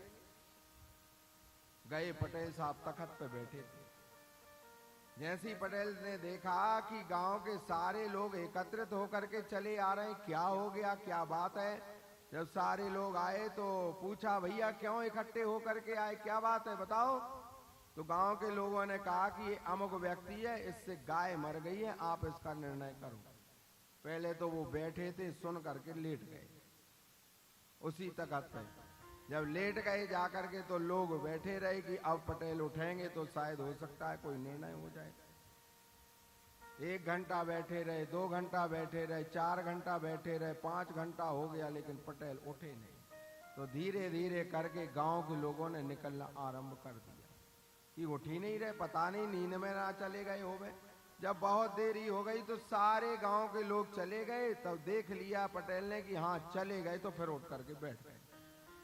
नौकर ने पूछ लिया, ये बताओ जब गांव के लोग आए थे तुमसे निर्णय लेने के लिए तो आप सो क्यों गए? और जैसे ही वो गए और आप उठ करके बैठ गए। तो बड़ा बुद्धिमान था वो पटेल। उसने कहा भैया ये आए थे निर्णय कराने और मैं उसमें अल्पज्ञ हूं, अज्ञानी हूं। यदि कहीं मैं निर्णय दे देता और भगवान जाने वो सही है कि गलत है तो वो गाय की हत्या मेरे ऊपर लद जाती। इस कारण से मैं इस पे सो गया, ना हाँ कहा ना मैंने ना कहा।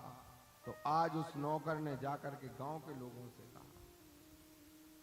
यहाँ शास्त्रकार कह रहे हैं, वो यमराज भी कह रहे हैं भैया मैं नहीं जानता हूं, लेकिन पहले मैं समझ लूं बात को कि कैसे तुमको दिखाया जाए। तो यमपुरी से यमराज निकले, चले जा रहे हैं। सबसे पहले जाकर के ब्रह्मलोक में पहुंचे, ब्रह्मा जी की स्तुति की। ब्रह्मजन्यानम प्रथमम पुरुता दुषीमता। ब्रह्मा जी ने पूछा क्यों भैया कैसे आए हो, क्या बात है? तो यमराज ने कहा एक ऐसा जीवात्मा आया है, उस सुख को भोगना नहीं चाह रहा, अपने नेत्रों से देखना चाह रहा है, आप बताओ कैसे दिखाया जाए? तो ब्रह्मा जी भी मौन हो गए। कहा भैया हम भी निर्णय नहीं दे सकते। कौन देगा? कहा जाओ भगवान नारायण से पूछना जिनसे हमारा जन्म हुआ है। ब्रह्मलोक से निकले, भगवान के बैकुंठ में पहुंचे, स्तुति की। इदम विष्णुर्विचक्रमे त्रिधानि ददे पदम। भगवान नारायण ने पूछा यमराज कैसे आए? यमराज जी ने कहा एक ऐसा जीवात्मा आया है, उस सुख को भोगना नहीं चाह रहा है, अपने नेत्रों से देखना चाह रहा है, आप निर्णय दो। भगवान नारायण ने कहा हम भी नहीं दे सकते। कौन देगा? कहा जाओ जाकर के भगवान शशांक शेखर महादेव से पूछना। यमराज भी मन में विचार कर रहे कि बड़ा कठिन प्रश्न है। जब ब्रह्मा जी असमर्थ हो गए, भगवान नारायण असमर्थ हो गए, तो चले जा रहे हैं। भगवान के कैलाश में पहुंचे, वहां जाकर के स्तुति की। जाते रुद्र शिवा तनोर घोरा पाप कासनी। भगवान शशांक शेखर साधना में थे। भगवान महादेव ने कहा यमराज जी कैसे आए? यमराज ने कहा प्रभु भटकते भटकते बहुत हो गया, थक गया, अब निर्णय आप कर देना। क्या है? कहा एक ऐसा जीवात्मा आया है जिसने क्षणिक पुण्य कर्म किया है। क्या है वो पुण्य? कहा आपकी कथा को सुना है और उस सुख को भोगना नहीं चाह रहा है, अपने नेत्रों से देखना चाह रहा है। महादेव ने भी वही बात कही। उन्होंने कहा भैया ऐसा तो होता नहीं है, जो जीवात्मा जैसे जैसे कर्म करता है उस अनुसार यातनाएं और सुख भोगवाया जाता है। तो यमराज ने कहा प्रभु उसने हट पकड़ लिया है।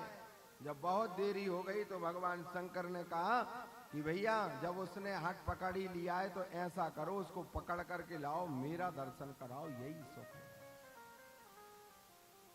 यमराज गए, लाल लाल नेत्र लिया, उस जीवात्मा को पकड़ा और डांटते हुए लेकर के आ रहे। अरे पापी, पता नहीं तूने कैसे वो सत्कर्म कर लिया हो, भगवान की अहेतु अनुकंपा हो गई जिस कारण से आज तू भगवान का पावन दर्शन करेगा। जैसी आज उसको कैलाश में ला करके भगवान के जैसी सामने खड़ा किया, जैसी आज उसने नेत्र उठा करके भगवान की ओर देखे। ध्यानान ज्ञानम परम तस्मात् कैवल्यम भवति ध्रुवम। जब भगवान के उस सुंदर रूप का उसने पावन दर्शन किया तो नेत्र से झरझर आंसू की धारा बहने लगी, रोने लगा वहां पर खड़े होकर के।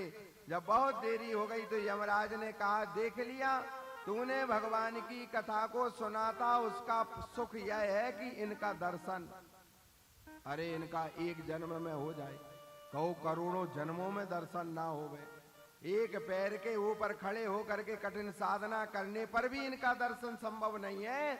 लेकिन तूने जो श्रम करने वाले व्यक्ति से क्षणिक भगवान की कथा को सुना था, उसका सुख यह है कि तू अपने नेत्र से देख रहा है। तो जीवात्मा ने यमराज से कहा कि भगवान का दर्शन हो गया है। यमराज ने कहा देख लिया उस सुख को, अब चलो चल करके घोर यातनाओं को भोगो।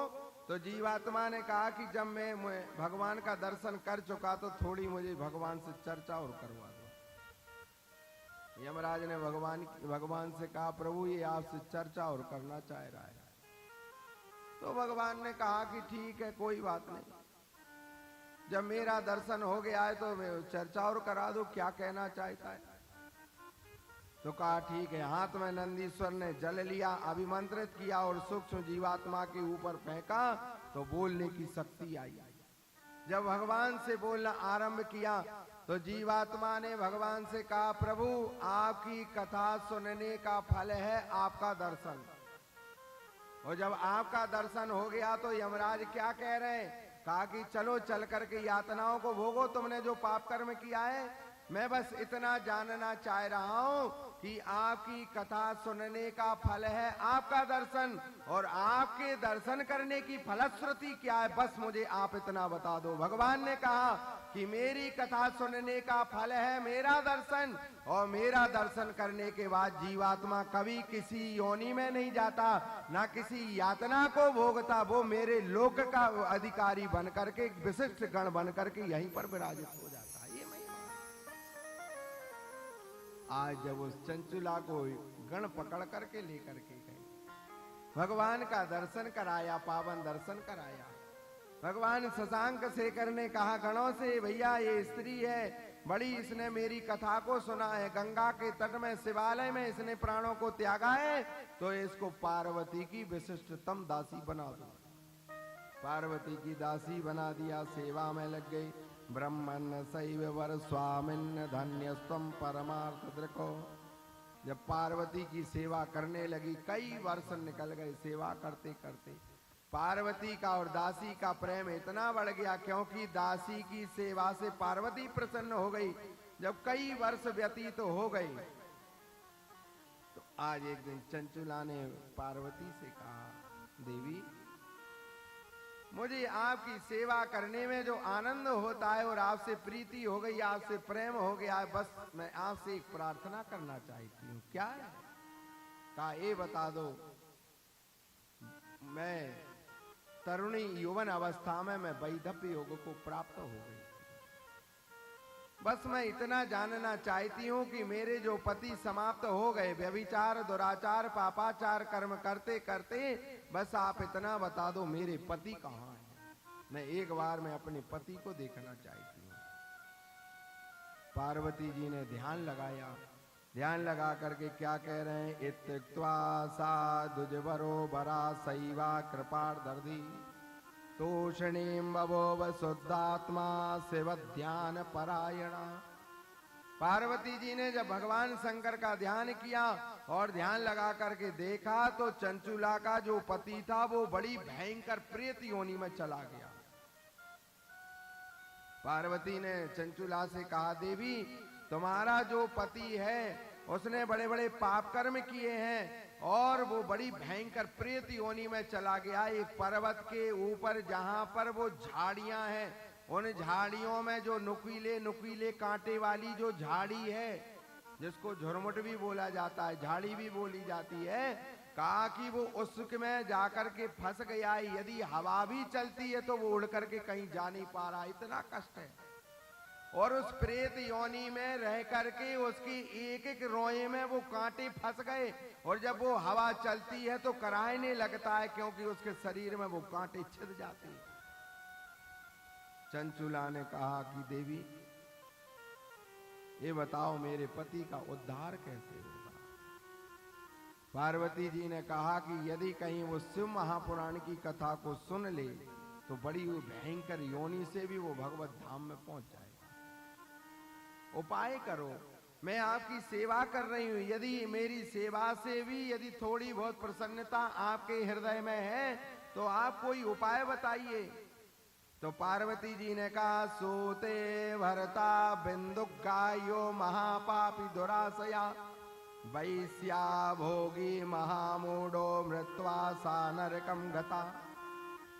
आज पार्वती जी कह रही हैं कि देवी वो वैश्या भोगी, अरे वो गणिकाओं के संपर्क में था, वैश्या भोगी महामूढ़ी, महामूर्खता जड़ था, कह रहे हैं मृत्वा सा नरकम गता। अरे अभी तो वो प्रेत योनि में, उसके बाद बड़ी भयंकर नरक यातनाओं को भोगेगा। तो डर गई, उसने हाथ जोड़ करके कहा, महेश्वरी महादेवी कृपाम कुरु ममोपरि, मेरे ऊपर आप कृपा करो। तो पार्वती जी ने कहा, ठीक है मैं भगवान शंकर से जाकर के विचार विमर्श करूं, तेरे पति का उद्धार कैसे होगा। पार्वती जी ने जाकर के भगवान शशांक शेखर से कहा कि आप कोई उपाय बताइए, इसका पति बड़ा पाप कर्म करता था, बड़ी भयंकर योनि में चला गया है, मैंने आपका ध्यान करके देख लिया है, आप कोई उपाय बताइए। तो भगवान शंकर ने कहा यदि मेरी कथा, शिव महापुराण की कथा को यदि वो सुन ले तो वो मेरे धाम का अधिकारी हो जाएगा। कौन सुनाएगा? चंचुला अकेली मात्र थी, वो भी आ गई, कौन सुना सकता है? तो भगवान शंकर का एक विशिष्टतम गण था जिसका नाम था तुम्बुर।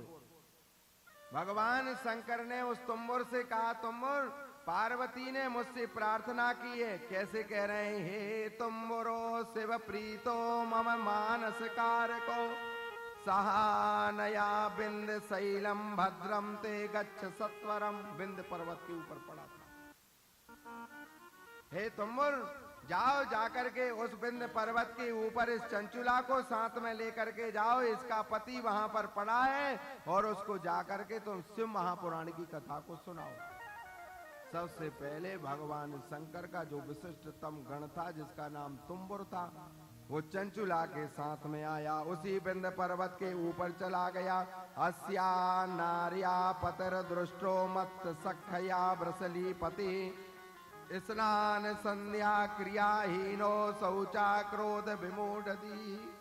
भगवान शंकर ने उस तुम्बुर से कहा कि वो ब्राह्मण के घर में जन्म लेकर के संध्या से विहीन हो गया था। स्नान संध्या क्रियाहीनो शौचा, वो स्नान भी नहीं करता था, संध्या भी नहीं करता था, और क्रिया से वो हीन हो गया था। तो तुम्बुर ने कहा, प्रभु आपको मैं ही मिला कि ऐसे पापी पाप कर्म करने वाले ब्राह्मण को मुझे कथा सुनाना पड़ेगी, कोई और नहीं है? तो भगवान शंकर ने कहा कि तुम मेरे विशिष्टतम गण हो, इस कारण से मुझे तुम पर ही विश्वास है, इसलिए तुम ही जाओ। तो तुम्बुर ने कहा कि मेरे पुण्य क्षीण तो नहीं होंगे? ऐसे महान पाप कर्म करने वाले व्यक्ति का दर्शन कर लेने से, उसको देख लेने से पुण्य समाप्त हो जाता है। जो तेजस्वी ब्रह्मचारी महात्मा होते हैं, यदि मद्यपान मांस भक्षण करने वाला जो व्यक्ति उनके सन्मुख चला जाए तो कह रहे हैं उसको देखते ही, दृष्टि पड़ते ही उसके पुण्य समाप्त हो जाते हैं। तभी तो महात्मा ब्राह्मण अपनी तेज की रक्षा के लिए ब्रह्म गायत्री का उच्चारण करते, अग्नि यज्ञ करते हैं, देव यज्ञ करते, ब्रह्म यज्ञ करते, जब जाकर के उनकी वो जो पुण्य समाप्त हो जाता है तो कह रहे हैं वो इस प्रकार से वो पुण्य सुसज्जित हो जाता है। तुम भगवान शंकर ने तुम्बुर से कहा कि नहीं, जाओ, जाकर के तुम उसको शिव महापुराण की कथा को सुनाओ।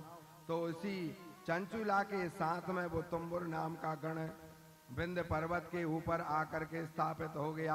जैसे ही उस प्रेत को देखा और गण ने उस कथा सुनानी आरंभ की, पिशाच मत तंपासैरवद्वया समुपवेश्य चो तुम्बुर बल की हस्तौ जगौ गौरी पते कथाम।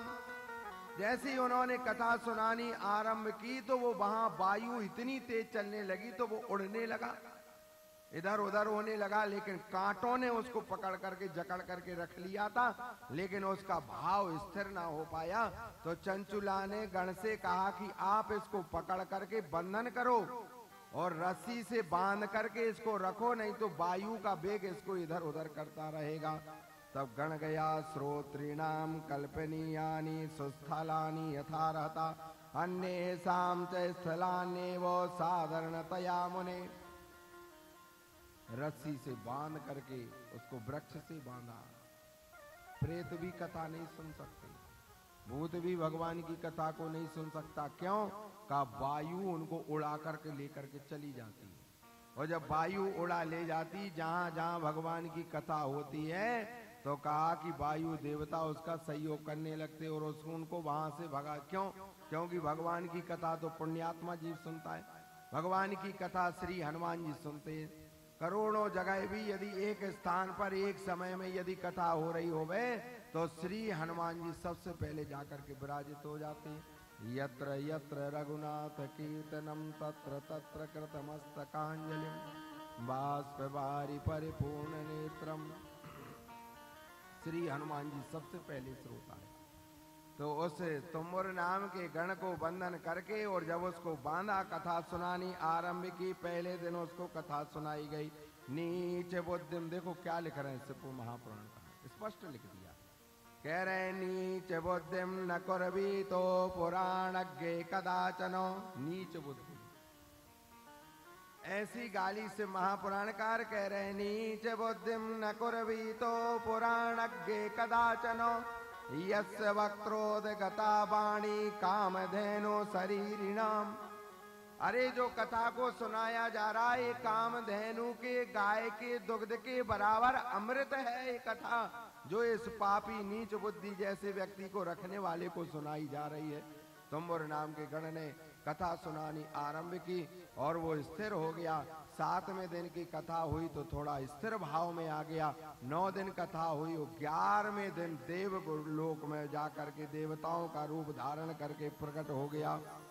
जैसी तुम्बुर नाम चंचुला के सामने आया, कह रहे हैं घृतपानम पयापानम कृत्वा च शृणुयात सुखम। जब देव कोटि में वो आ गया, चंचुला के सामने जब उसका पति आ गया, उसने आकर के कहा आज अपनी पत्नी से कि देवी यदि तुम ना होती तो आज पता नहीं मैं इस दिव्य रूप में प्रकट होता कि नहीं होता। मैंने बड़े बड़े पापाचरण किए, बड़े बड़े कर्म किए, लेकिन इस कारण से मैं इस भयंकर योनि में चला गया। लेकिन तुमने ऐसा कौन सा सत्कर्म किया था जिस कारण से तुमने ये उपक्रम कर लिया और ये भगवान का गण आया है। चंचुला ने कहा आप तो मुझे छोड़ करके चले गई थे, मैं अकेली रह रही थी गांव में, तो मैं किसी पुण्य के जाग जाने पर गांव के लोगों के साथ में मैं गंगा के तट पर प्रयाग में चली गई। वहां मैं एक शिवालय में जाकर के बैठ गई। मुझे ज्वर ने पकड़ लिया था। ज्वर के कारण जब मेरे प्राण निकले तो श्री शिव महापुराण की कथा को सुनते सुनते मेरे प्राण निकले। उसका फल यह हुआ, देखो एक व्यक्ति ने कथा सुनी, चंचुला ने भगवान की कथा को सुना, इसी कारण से तो ये उपक्रम बन गया कि उसने शिवलोक में पहुंची, पार्वती की दासी बन गई। पार्वती से प्रार्थना की तो पार्वती ने भगवान शंकर से कहा, शंकर जी ने अपने विशिष्टतम गण को पहुंचाया।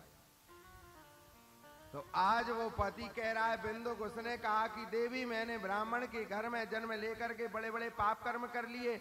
मैं स्नान से, संध्या से, क्रिया से, शौच से मैं विहीन हो गया था। पता नहीं कितने करोड़ वर्ष तक मैं यहाँ पड़ा रहता, जन्मों तक पड़ा रहता, लेकिन तुमने भगवान शंकर की कथा को सुन करके और ये मार्ग प्रशस्त कर लिया। अच्छा हुआ देवी। कहा अब कहाँ जाऊंगा? कहा चलो चल करके भगवान शंकर का दर्शन करो। आज भगवान शशांक शेखर के पास में गया और उस ब्राह्मण ने जाकर के भगवान से प्रार्थना करना आरंभ कर दी। वार्ताकम च कलिनंदम ची चंडम मूलिकम तथा। हे भगवान शशांक शेखर, आपकी इस महापुराण की कथा को सुन करके मेरे पाप तत्क्षण समाप्त हो गए। बड़ी भयंकर प्रेत योनि में मैं था, लेकिन आपकी इस कथा की फलश्रुति से मैं आपके धाम में आ गया। बस अब आप इतना बता दो कि इस कथा के श्रवण करने से क्या क्या समाप्त हो जाता है। कह रहे हैं भगवान शंकर कह रहे हैं दरिद्रश्च क्षयी रोगी, जिसको दरिद्रता प्राप्त है। कौन कौन से कह रहे हैं क्या क्या आपके पास में नहीं है वो बता रहे हैं, और जो कर्म हैं जिनको हम भोग रहे हैं, कह रहे हैं शिव महापुराण की कथा। कह रहे हैं दरिद्रश्च क्षयी रोगी, जिनको दरिद्रता हो गई, जिनको क्षय रोग हो गया है। क्षयी रोगी पापी निर्भाग्य एवचो, जो पाप कर्म करता रहता है, जिसका भाग्य विहीन हो गया, भाग्यहीन हो गया है, ऐसा व्यक्ति निर्भाग्य एवचो। अन्य पत्तयोपि पुरुषा, अन्य पुरुषों से जिन्होंने संपर्क कर लिया है या अन्य स्त्रियों से जिन्होंने संपर्क कर लिया है, कह रहे हैं शृणुयाति सत्कथा मिमा मामो, जिन्होंने ऐसे ऐसे कर्म कर लिए हैं, भगवान शंकर कह रहे हैं कि सत्कथा मिमामो, मेरी कथा को सुन करके वो मेरे दास बन जाते, मेरे गण बन जाते। इतनी सरलतम कथा है। चंचुला पार्वती के पास में रोने लगी। भगवान शंकर ने उस बिंदुक नाम के ब्राह्मण से कहा कि हे ब्राह्मण देवता, तुमने बड़े बड़े पाप कर्म किए थे, लेकिन तुम्हारी पत्नी की साधना से तुम आज मेरे पास तक आए हो। लेकिन अब जाओ, पुनः तुम यज्ञदत्त नाम के ब्राह्मण के यहाँ पर जन्म लोगे, क्योंकि तुम्हारे अभी सारे प्रत्यवाय समाप्त नहीं हुए। अभी तुम पत्नी की साधना से, शिवपुराण की शक्ति से तुम मेरे धाम के अधिकारी तो हो गए हो, लेकिन पुनः तुमको मानव योनि प्राप्त करना पड़ेगी। उस मानव योनि में रहते हुए सत्कर्म, पुण्य, दान, धर्म, दया आदि करना पड़ेगी। और मेरी कथा को सुनोगे तो मैं तुमको वचन देता हूँ कि तुम मेरे धाम के अधिकारी हो जाओगे। यही बिंदुक नाम का ब्राह्मण प्रेत योनि में गया, भगवान का जाकर के दर्शन किया, पुनः यज्ञदत्त नाम के ब्राह्मण के यहाँ पर पुनः जन्म होगा। इसी का नाम गुण निधि होगा, और यही गुण निधि भगवान का मित्र बन जाएगा, और इसी का नाम कुबेर है। और ये भगवान ने इसको पद दे करके रखा। आगे आने वाली कथा में इस पर विस्तार किया जाएगा, प्रकाश डाला जाएगा। आज कथा तो 5 बजे तक होना है, लेकिन आज देरी से आरंभ हुई, इसलिए फिर भी 4 बजे आरंभ हो गई थी, 5:30 बज गया। कथा आज यहीं पर विश्राम लेगी। 7 दिन तक भगवान शंकर की भक्ति में लीन होकर के और अपने हृदय में उनकी छवि को स्थापित करके क्या क्या करना चाहिए, कह रहे प्लांडलम लेशनम त्यक्त्वा, प्याज लहसुन हो सके तो नहीं खाना चाहिए, बड़े संयम से नियम से रहना चाहिए, 7 दिन तक क्रोध नहीं करना चाहिए, कोई व्यक्ति कुछ भी कहे तो बस इतना कहना चाहिए भगवान की कृपा से कर्म हो रहा है, हम में सामर्थ्य नहीं।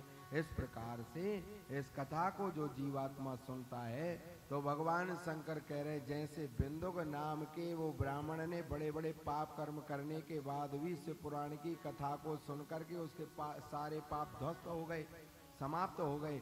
इसी प्रकार जी इस कली काल में रहने वाले उन ग्रस्त प्राणियों के भी पाप तत्क्षण समाप्त हो जाते। ये भगवान शंकर की पावनी कथा है। 2 बार भगवान नाम कीर्तन आरती प्रसाद लेकर के प्रस्थान। बोलिए भक्त वत्सल भगवान की, श्री शाम सदा शिव भगवान की, काशी विश्वनाथ की, नर्मदा भगवती की, श्री लक्ष्मी नारायण भगवान की, नमः पार्वती पतये हर हर महादेव। ओ तेरा पल पल बीता जाए मुख से जप ले नमः शिवाय। तेरा पल पल बीता जाए मुख से जप ले नमः शिवाय। ओ तेरा पल पल बीता जाए मुख से जप ले नमः शिवाय। तेरा पल पल बीता मुख से जप ले नमः शिवाय।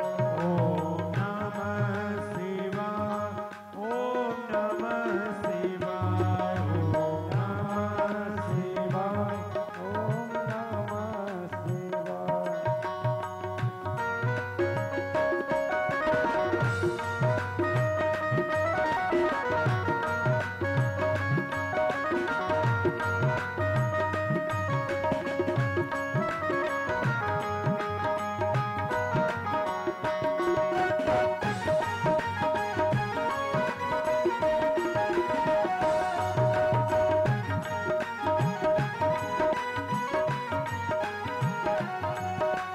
शिव सो तुम हृदय से बोलो, शिव शिव तुम हृदय से बोलो। मन मंदिर का पर्दा खोलो, मन मंदिर का पर्दा खोलो। शिव शिव तुम हृदय से बोलो, शिव शिव तुम हृदय से बोलो।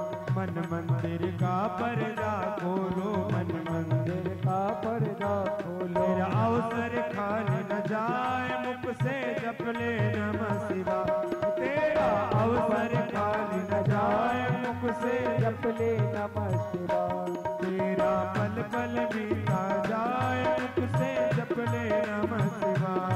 तेरा पल पल बीता जाए मुख से जप ले नमः शिवाय।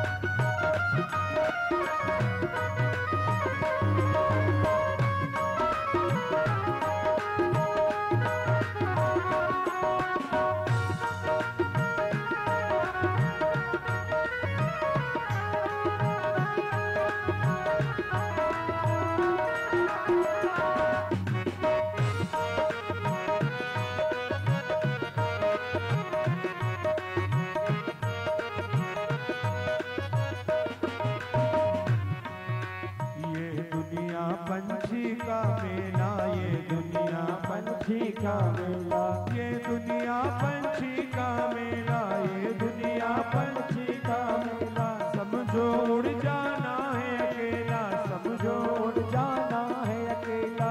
ये दुनिया पंछी का मेला, ये दुनिया पंछी का मेला। समझो उड़ जाना है अकेला, समझो उड़ जाना है अकेला। मेरा तन मन साथ न जाए, मुख से जप ले नमः शिवाय। तेरा पल पल बीता जाए, मुख से जप ले नमः शिवाय। ओम नमः शिवाय, ओम नमः शिवाय, ओम नमः शिवाय, ओम नमः शिवाय। तेरा पल पल बीता जाए, मुख से जप ले नमः शिवाय। तेरा पल पल बीता जाए, मुख से जप ले नमः शिवाय। ओम नमः शिवाय, ओम नमः शिवाय, ओम नमः शिवाय, ओम नमः शिवाय।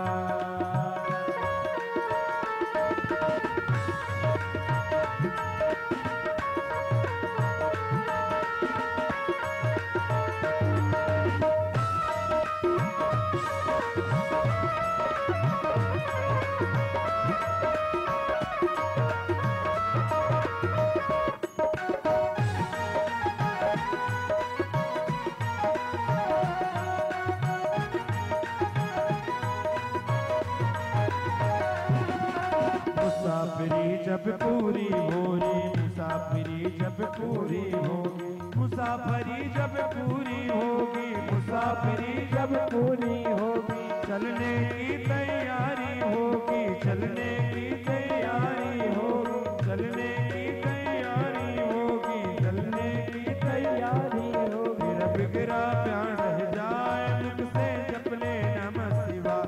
तेरा पल पल बीता जाए, मुख से जप ले नमः शिवाय। ओम नमः शिवाय, ओम नमः शिवाय, ओम नमः शिवाय, ओम नमः शिवाय। ओम नमः शिवाय, ओम नमः शिवाय, ओम नमः शिवाय, ओम नमः शिवाय, ओम नमः शिवाय, ओम नमः शिवाय, ओम नमः शिवाय। शंकर भगवान की जय। सभी लोग खड़े होकर के आरती करेंगे। ओम ज्वाला मालिन्ये नमः, रत्नेश्वर्यै नमः, सर्वोपचारार्थे गंधाक्षरस्पाणि समर्पयामि। ओम चंद्रमा मनसो जातश्चक्षुः सूर्यो अजायतो श्रोत्राद्वायुश्च प्राणश्च मुखादग्निराजायतो। आरती कीजे शिवो महापुराण की, आरती कीजे शिव महापुराण की, महापुराण की, पवन पुराण की, महापुराण की, पवन पुराण की। आरती कीजे शिव महापुराण की, आरती कीजे शिव महापुराण की। आदि अनादि सनातन देवा, आदि अनादि सनातन देवा। देवों के देव शिव महादेवा, देवों के शिव महादेवा। मैं सुन सुने निज जन्म सवारू, आरती कीजे शिव महापुराण की, आरती कीजे शिव महापुराण की।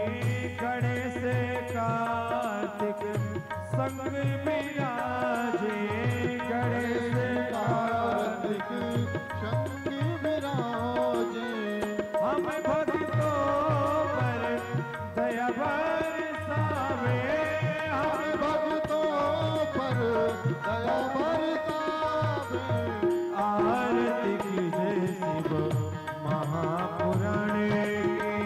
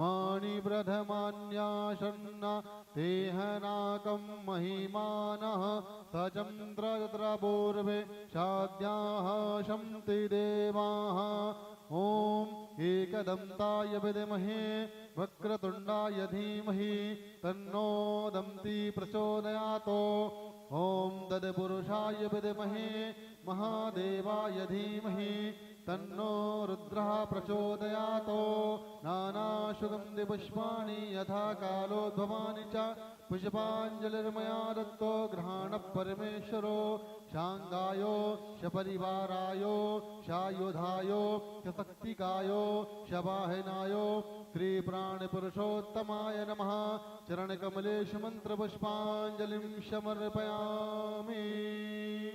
बोले शिव महापुराण की जय, हनुमान जी महाराज की जय, लक्ष्मी नारायण भगवान की जय, श्री सीतारामचंद्र भगवान की जय, श्री राधा कृष्ण भगवान की जय, धर्म की अधर्म का प्राणियों में विश्व का गौ माता की भारत माता की नमः पार्वती पतये हर हर महा